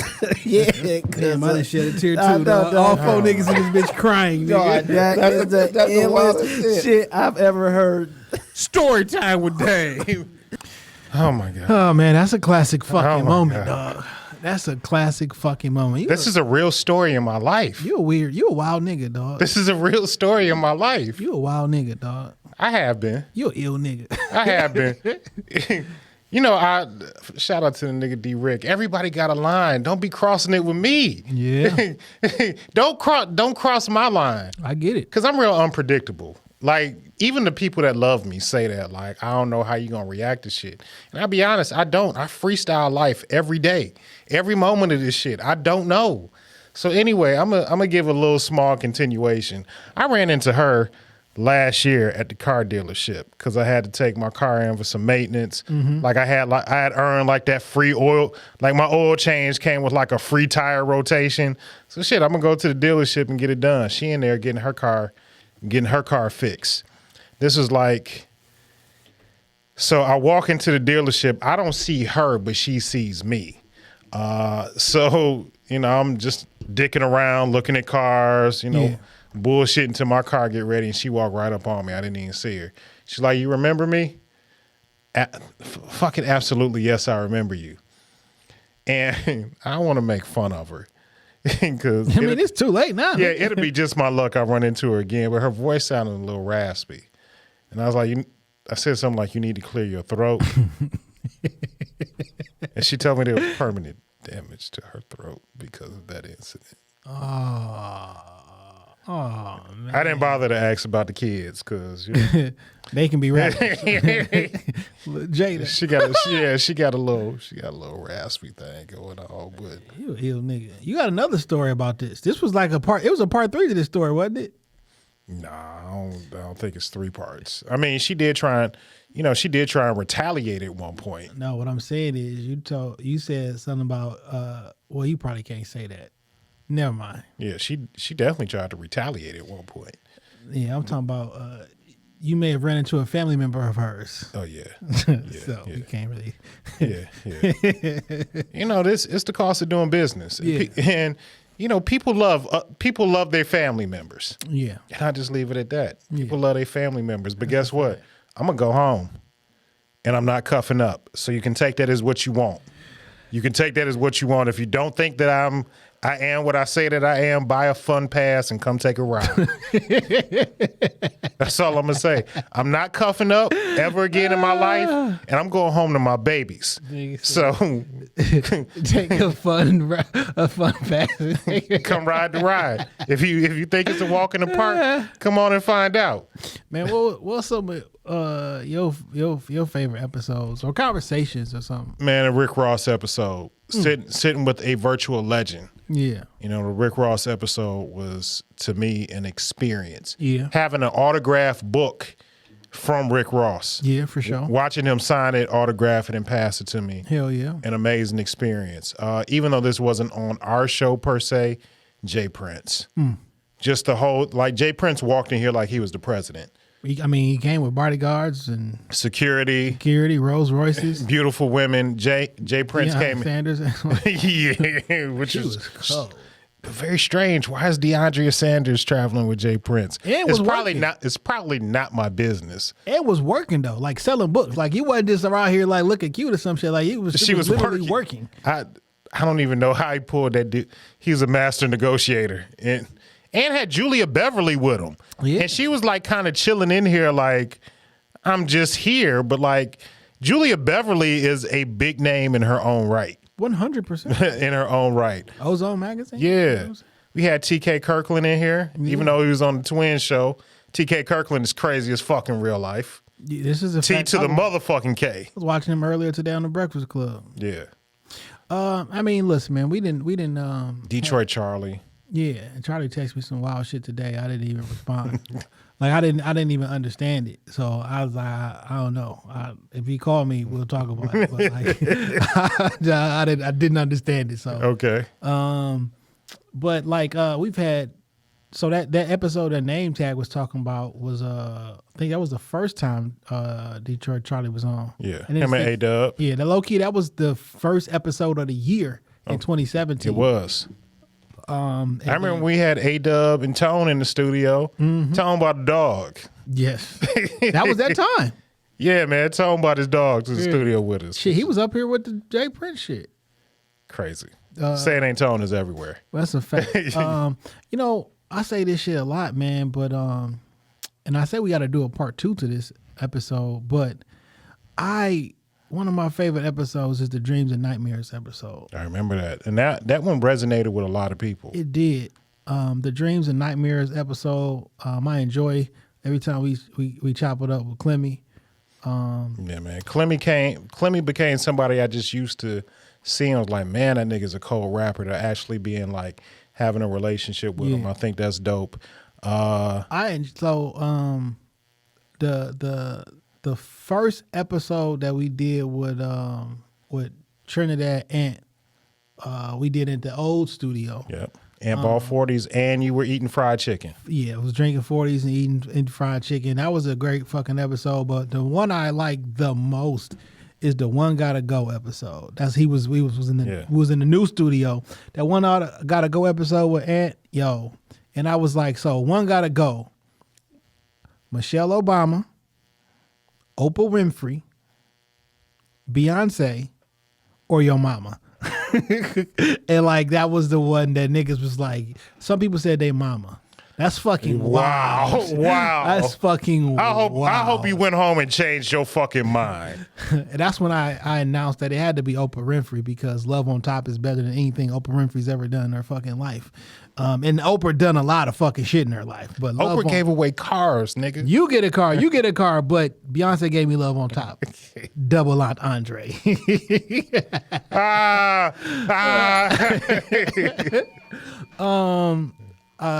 Let me think. First time we had Crystal and Cheyenne. Cheyenne was like a little, I don't want to say timid, but her personality hadn't. She ain't know. She wasn't like Motor that. City Oprah yet. Yeah, she was Caramel Apple Shy. She wasn't Motor City Oprah yet. Oh, Judy, Judy is a whole new person. Not like on her personality, but like she got a whole fucking brand out here. She bought us T-shirts, and now she has a very high-end functioning athleisure wear brand, and she is a mogul. She bought us CD Blanc design T-shirts.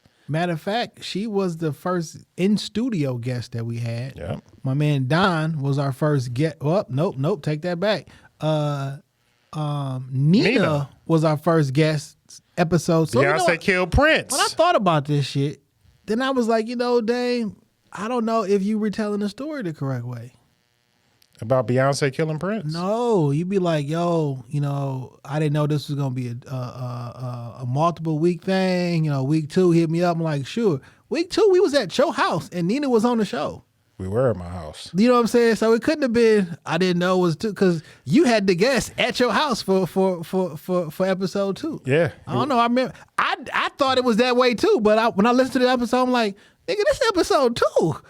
Like, so I don't know. We may not. I don't think we remember the shit. Maybe the story play telephone. It grows on legs. But yeah. I enjoy these early episodes. We did the first verses. We did T.I. versus Andre 3000. Yeah, I watched you. But we did the first verses. We had green screens and shit like that. Episode 200 was a thing. We had it here the last day of the pandemic, but everybody came out. Yeah, we had a nice turnout. And showed love, man. It's so many different shits that we had. Marv, Nick Vars. I like the Nick Varsi was like 2 weeks ago. Nick was good. But Nick was really good conversation. That was a good conversation, man. You know what? And I forgot exactly who said it. When I look at some of the friendships that have developed because of us having the space, the homie Uncle Marcus, Trinidad Aint, the twins, Verge, Judy, Cheyenne, Motor City Peach, Hadira, just a lot of genuine friendships and connections. And then, like you say, other people intermingling, knowing that, hey, they know us, so they must be decent people. Shout out to Wheezy. Pharaoh shout out to Pharaoh. Where, I just randomly seen the nigga online one day and reached out. And, he came in, he done been on the show. I was literally just thinking, we need to bring Pharaoh back on, not for, a particular reason, but, just to chop it up. The neighborhood grocery was just a conversation then. It's an actual brick and mortar place that he is in the process of developing. Yeah. It was just a conversation that I'm trying to crowdsource for money to open up a community grocery store. And now the grocery store is almost upon us. Yeah.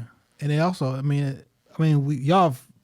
he's been on a couple times. We did the video interview, and you just understanding it's so much that goes into this undertaking like that, and the fact that a nigga not gonna quit and he gonna put his foot down. In real life, it's not that many people that I know who do what they said they was gonna do.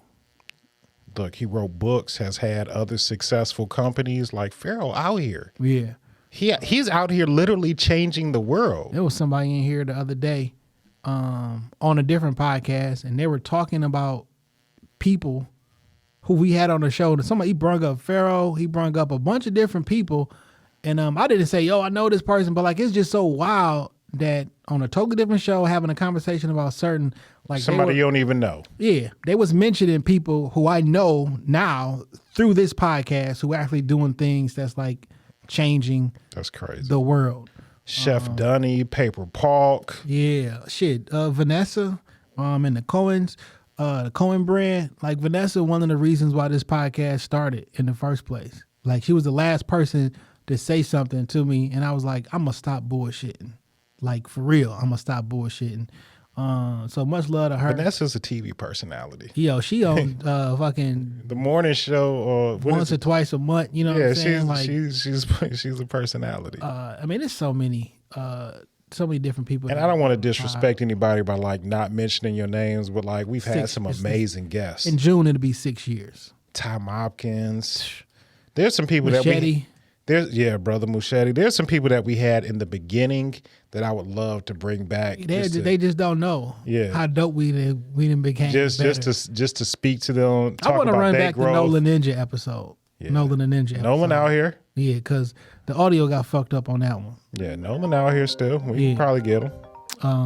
But it's a whole bunch of shit. You know, people is trying to FaceTime you. Yeah, I can't stop it. Why's your phone on not on Do Not Disturb, nigga? I don't know, man. At least turn the ringer off.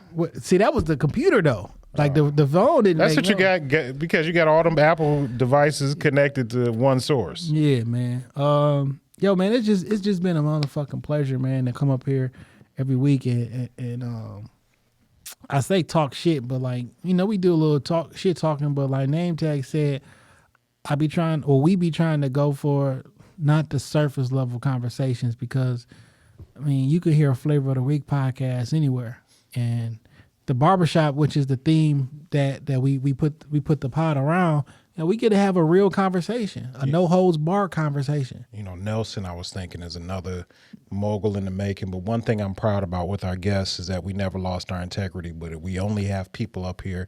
We only talk to people that we genuinely fuck with. Yeah. That we genuinely want to talk to. I'm not knocking anybody that reaches out to us, because sometimes the timing just ain't right yet. But so far, the guests that we had are people that we really fuck with, really wanted to talk to, really have products, services, music, things that we can truly believe in and stand got his behind. own fucking network. Yeah. You know what I'm saying? Like, he out here doing like major shit. I enjoyed the fucking Kid McFly episode. You know what I mean? Like, Kid McFly, I think Barry said he's now the newest member of the Uprising Network. Yeah. It's just so much dope shit that didn't happen, man. And, you know, cliche alert, but like, man, I couldn't do it without y'all. Yeah. Like, y'all as a listenership and feedback that comes back, and just the energy that we get back from our guests, right? Because one, you don't have to come on the pod. No. We're not paying you to come here, so you taking time out of your day. And shout out to all the people we've reached out to that, you know, their schedules conflicted. They said they was coming, then canceled on us or didn't come. We still made a way, and we still here. And hopefully, if it's meant to be, we'll talk to you. Yeah. But like, you know, I appreciate everybody who reached out to and that didn't know us necessarily from a can of paint other than social media. P and How You Clothing. Remember, we didn't even know if P was white. I called you from the parking lot and I was like, yo, is our guest white? And you was like, I don't know. We had never seen him before. Yeah. And P is always love when we see him. Like that P episode, which is he came on twice, by the way. But he ain't seen this studio. He was in the downstairs studio. P, you got to come back, man. But that was I don't know, man. That just seemed like a breakthrough episode. Like we had a different stride. Like after that, it was just boom, boom, boom, boom, boom. That might have been a turning point. Yeah. That was pretty early on, though. It was. This is before we had our own studio. Yeah, but that might have been a turning point where we was like, we can really take this serious. Yeah. And this studio really doing us bold. Yeah. Yeah, one of them niggas died, man. I remember. I don't think that location not even open no more. Wow. I wonder how much that building is. It's worth taking a look at. We got business credit. Then you could smoke in the studio because it wouldn't. Nah, you still can't smoke my shit. Sorry. That was one. It was what? Was it 2 in there or was it 3? 3. It was 3 studios in there.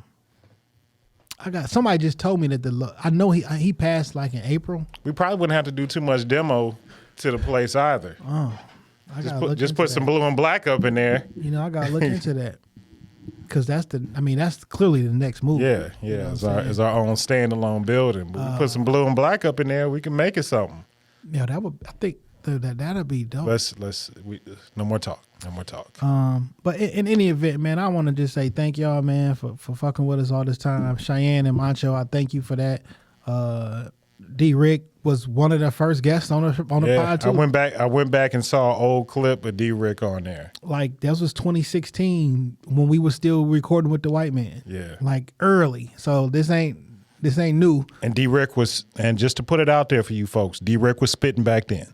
He was talking about projects that he had dropped. He's not just a flash in the pan, just showing up in the last couple of years. D-Rick was putting in work back in 2016. Man, we just appreciate all the love. Man, my nephew sent me something to play, dog. Okay. And I'm gonna play it because I love this kid, man. And nepotism exists here at Shop Talk Podcast. We are going to support our family. Oh shit, we just got another intro sent in too. So some of these intros, Jay, you just gonna have to throw in at the end of the show. Yeah. We just gonna have to put them in. I know Motor City Pete, shout out to Crystal, she sent us one. Jackie sent us one. That was pretty good too. To get back to the the daddy fucker. I can't wait for people to hear that one. So if you send in one, we're gonna try and get you on. I think Rob sent us in a voice note. So we gotta put that up there, but we'll add those additional ones on to the end of the episode. Yeah, so this not the music pick, but this my nephew, and I'm playing this shit because he rapping. Yeah.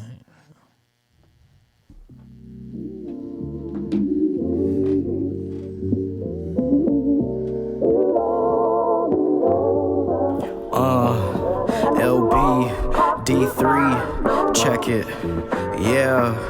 And we won't have to cry. Yeah.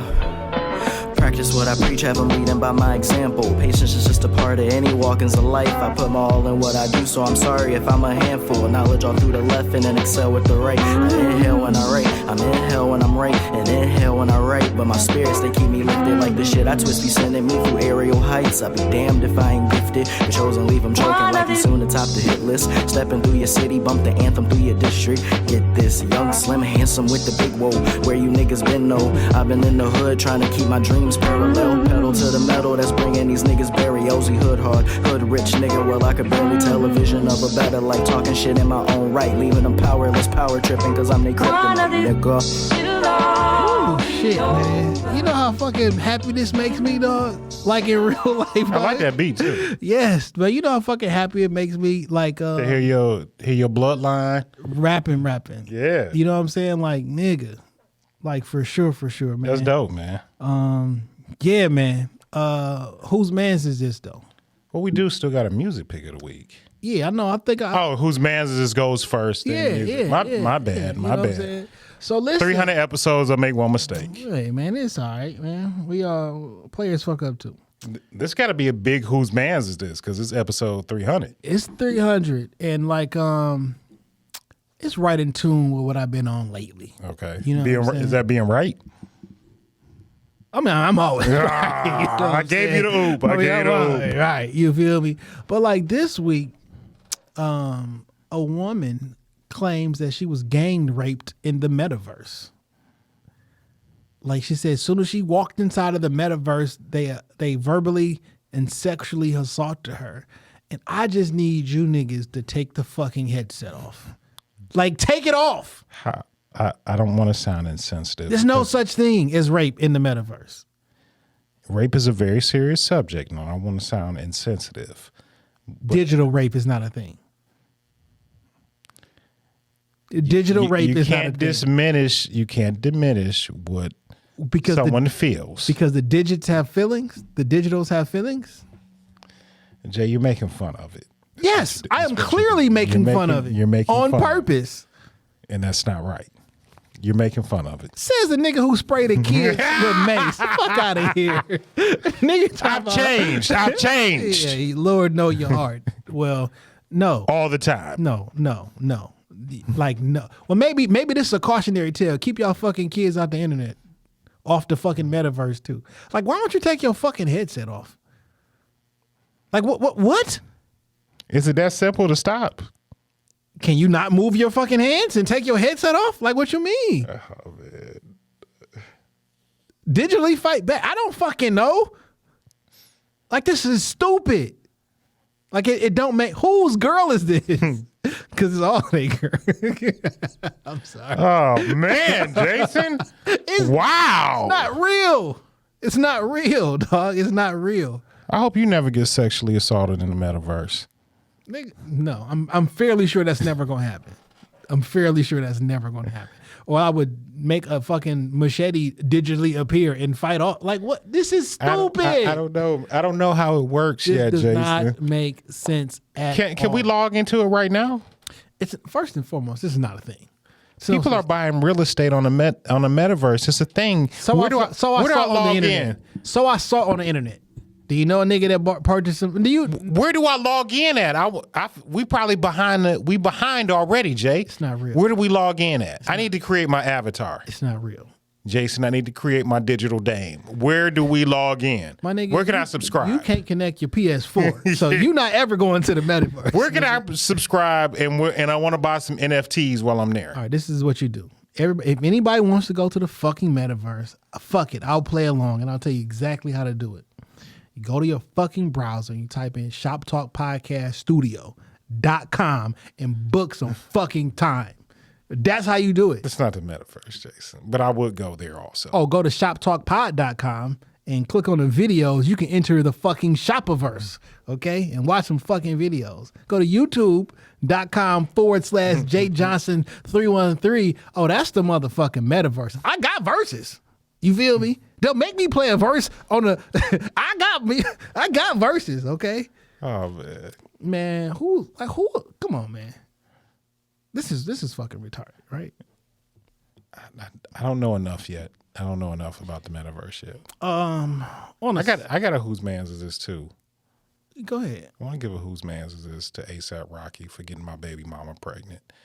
Rihanna. Whose man's is this? Good job, my nigga. Rihanna, this is Dame. And I just want to let you know, I won't let this child affect our relationship. You can still come back home.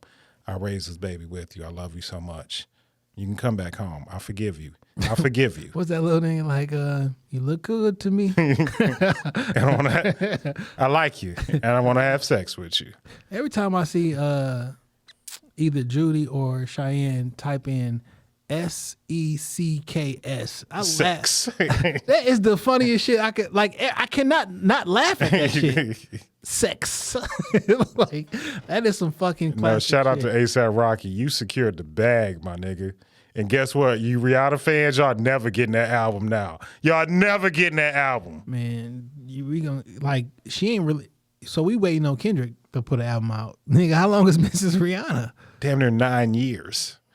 You're never getting another Rihanna album. Last time we heard Rihanna on a record was on a Kendrick record. And that was 2017. Rihanna might give y'all 4 songs with ASAP Rocky maybe 2 years from now. They'll do like a Carter's album. Think about this. The last time Kendrick released a project, we wasn't even 1 year in the podcast. It's crazy. He was like May of 2017. Our 1 year wasn't until June. So side note, just so I could be technically correct, we recorded our first episode on a Saturday. We did. It was a Saturday evening. I was over Dan's crib, actually. Was sitting on in the backyard drinking what was that? What was that fucking liquor we was drinking at that time? You know, liquors be changing and shit. But we was drinking something. I'm like, yeah, I'm about to do this little podcast and shit, blah blah blah. And we did it that Saturday night, and I uploaded it shortly before midnight. So technically, it dropped on a Saturday. And I was like, at that time, I was like, well, all the episodes got to drop on Saturday because that's all we know. You've uploaded on a Saturday now. So then that next week it was a Friday night, so I can have some more time to get it together. You weren't quite a technology snob just yet. I've always been a technology snob. Not in the area of uploading information. But I knew how long it would take to get everything ready. And to be perfectly honest, I'll tell you how much of a technology snob this is. And y'all know I fuck with Apple. Right. I started this podcast on my iPad because I convinced myself I can run an entire podcast and possibly a studio only using Apple equipment, like without an actual computer. And the only reason I end up switching and buying equipment and everything is because I got caught with the podcast bug, and I was like, no, I want this shit to sound fucking great. And there you have it. Yeah. Before we get to your music picks and we do our matter of fact, go ahead and do your music pick. Man, my music pick. Are you gonna call him? Oh yeah, let me call this nigga Pete, man. Be careful, because our first Muddy burnt us on the first call.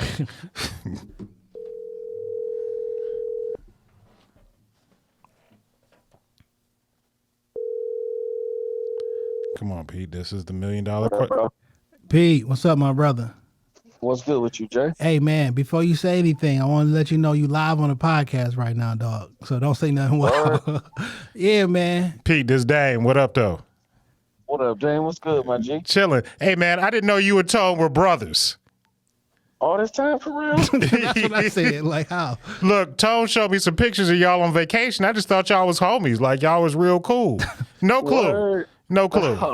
Yeah, that's bro. Yep. But look, man, that's great. So listen, dog, we recording episode 300, you know what I'm saying? And for most of these episodes, you know, you rapping has been the beginning of the every podcast. So we picking you as our music pick of the week, man. And I'm putting you on the spot just because I be doing wild shit like that. We about to play a full song for you. What you want us to play? One of my songs, you saying? Yes.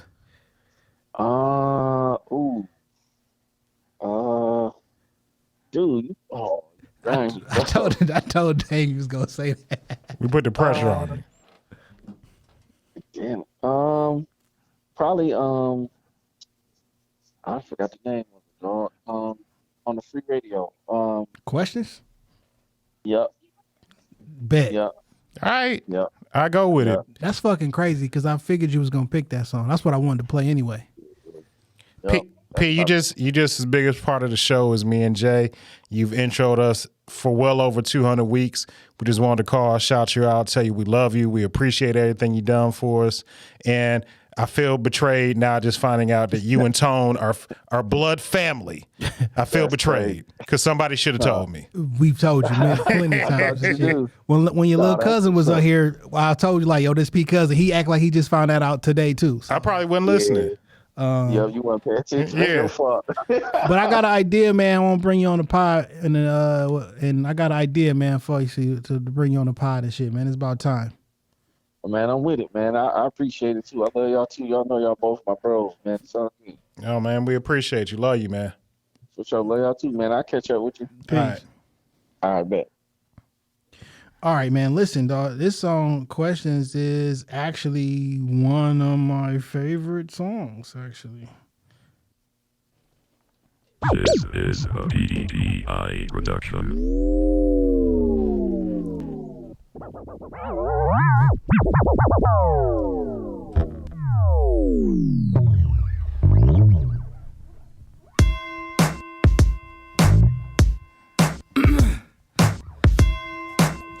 Yeah.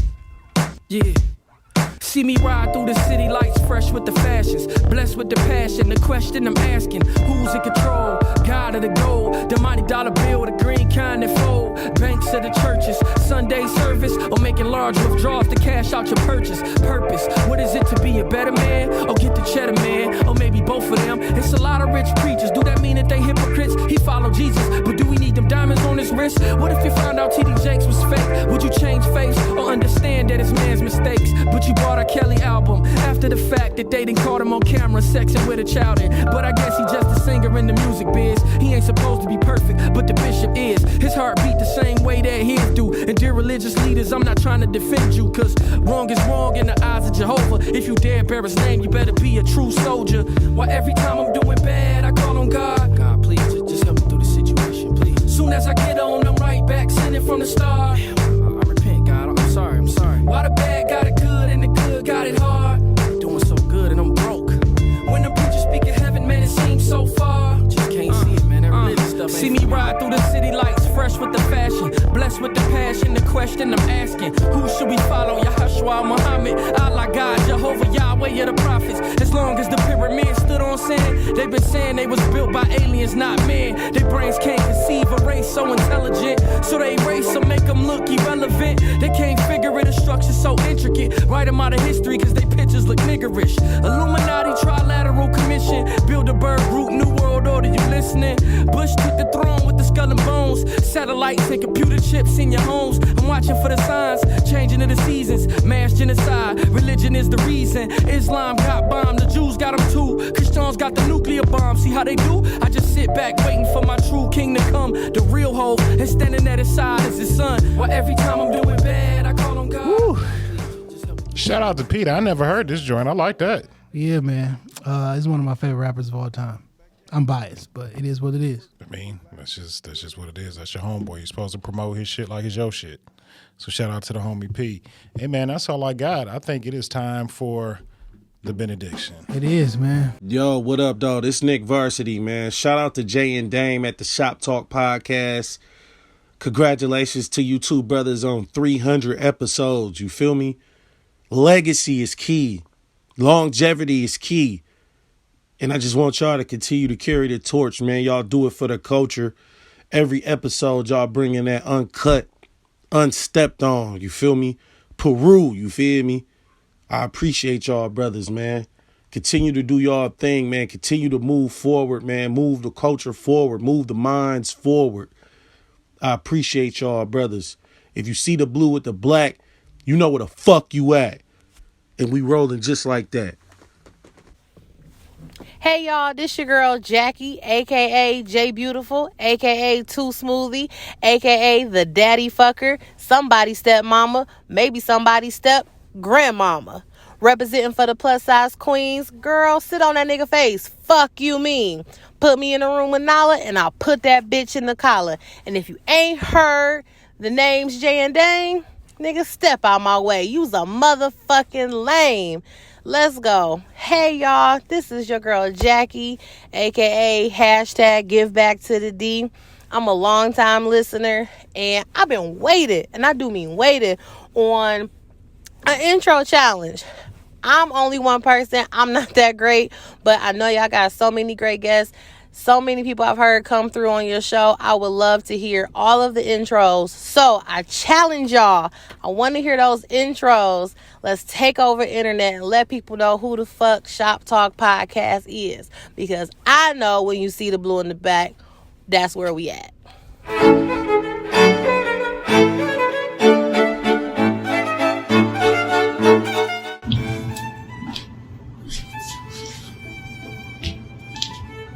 What up, though?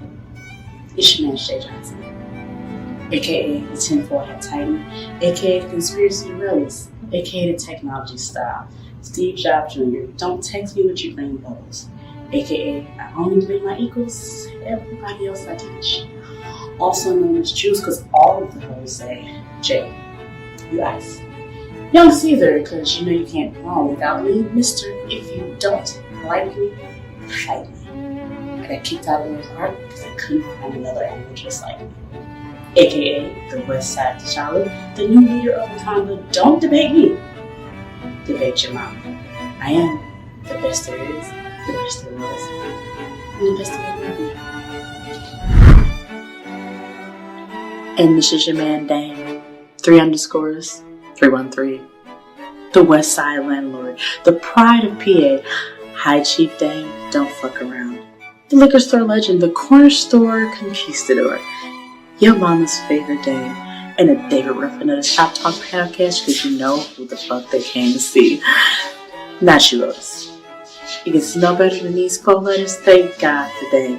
And if you're speaking on Dame, you better say it right. And if you don't put the boss in front, then bitch, you're not saying it right. Let's go. Gentlemen, yes, I am dressed up because it's a special occasion. 300 episodes, man, that is a lot of weeks, and that's a lot of commitment. I just want to say congratulations to you two, and thank you for amazing content. Thank you for sharing parts of you guys' lives, and thank you for just giving us something to do on early Saturdays. I definitely wish you beyond 300 more. I can't wait to see what you guys got up next, because I know it's going to do nothing but get bigger and better. So, love you, gentlemen. Peace out.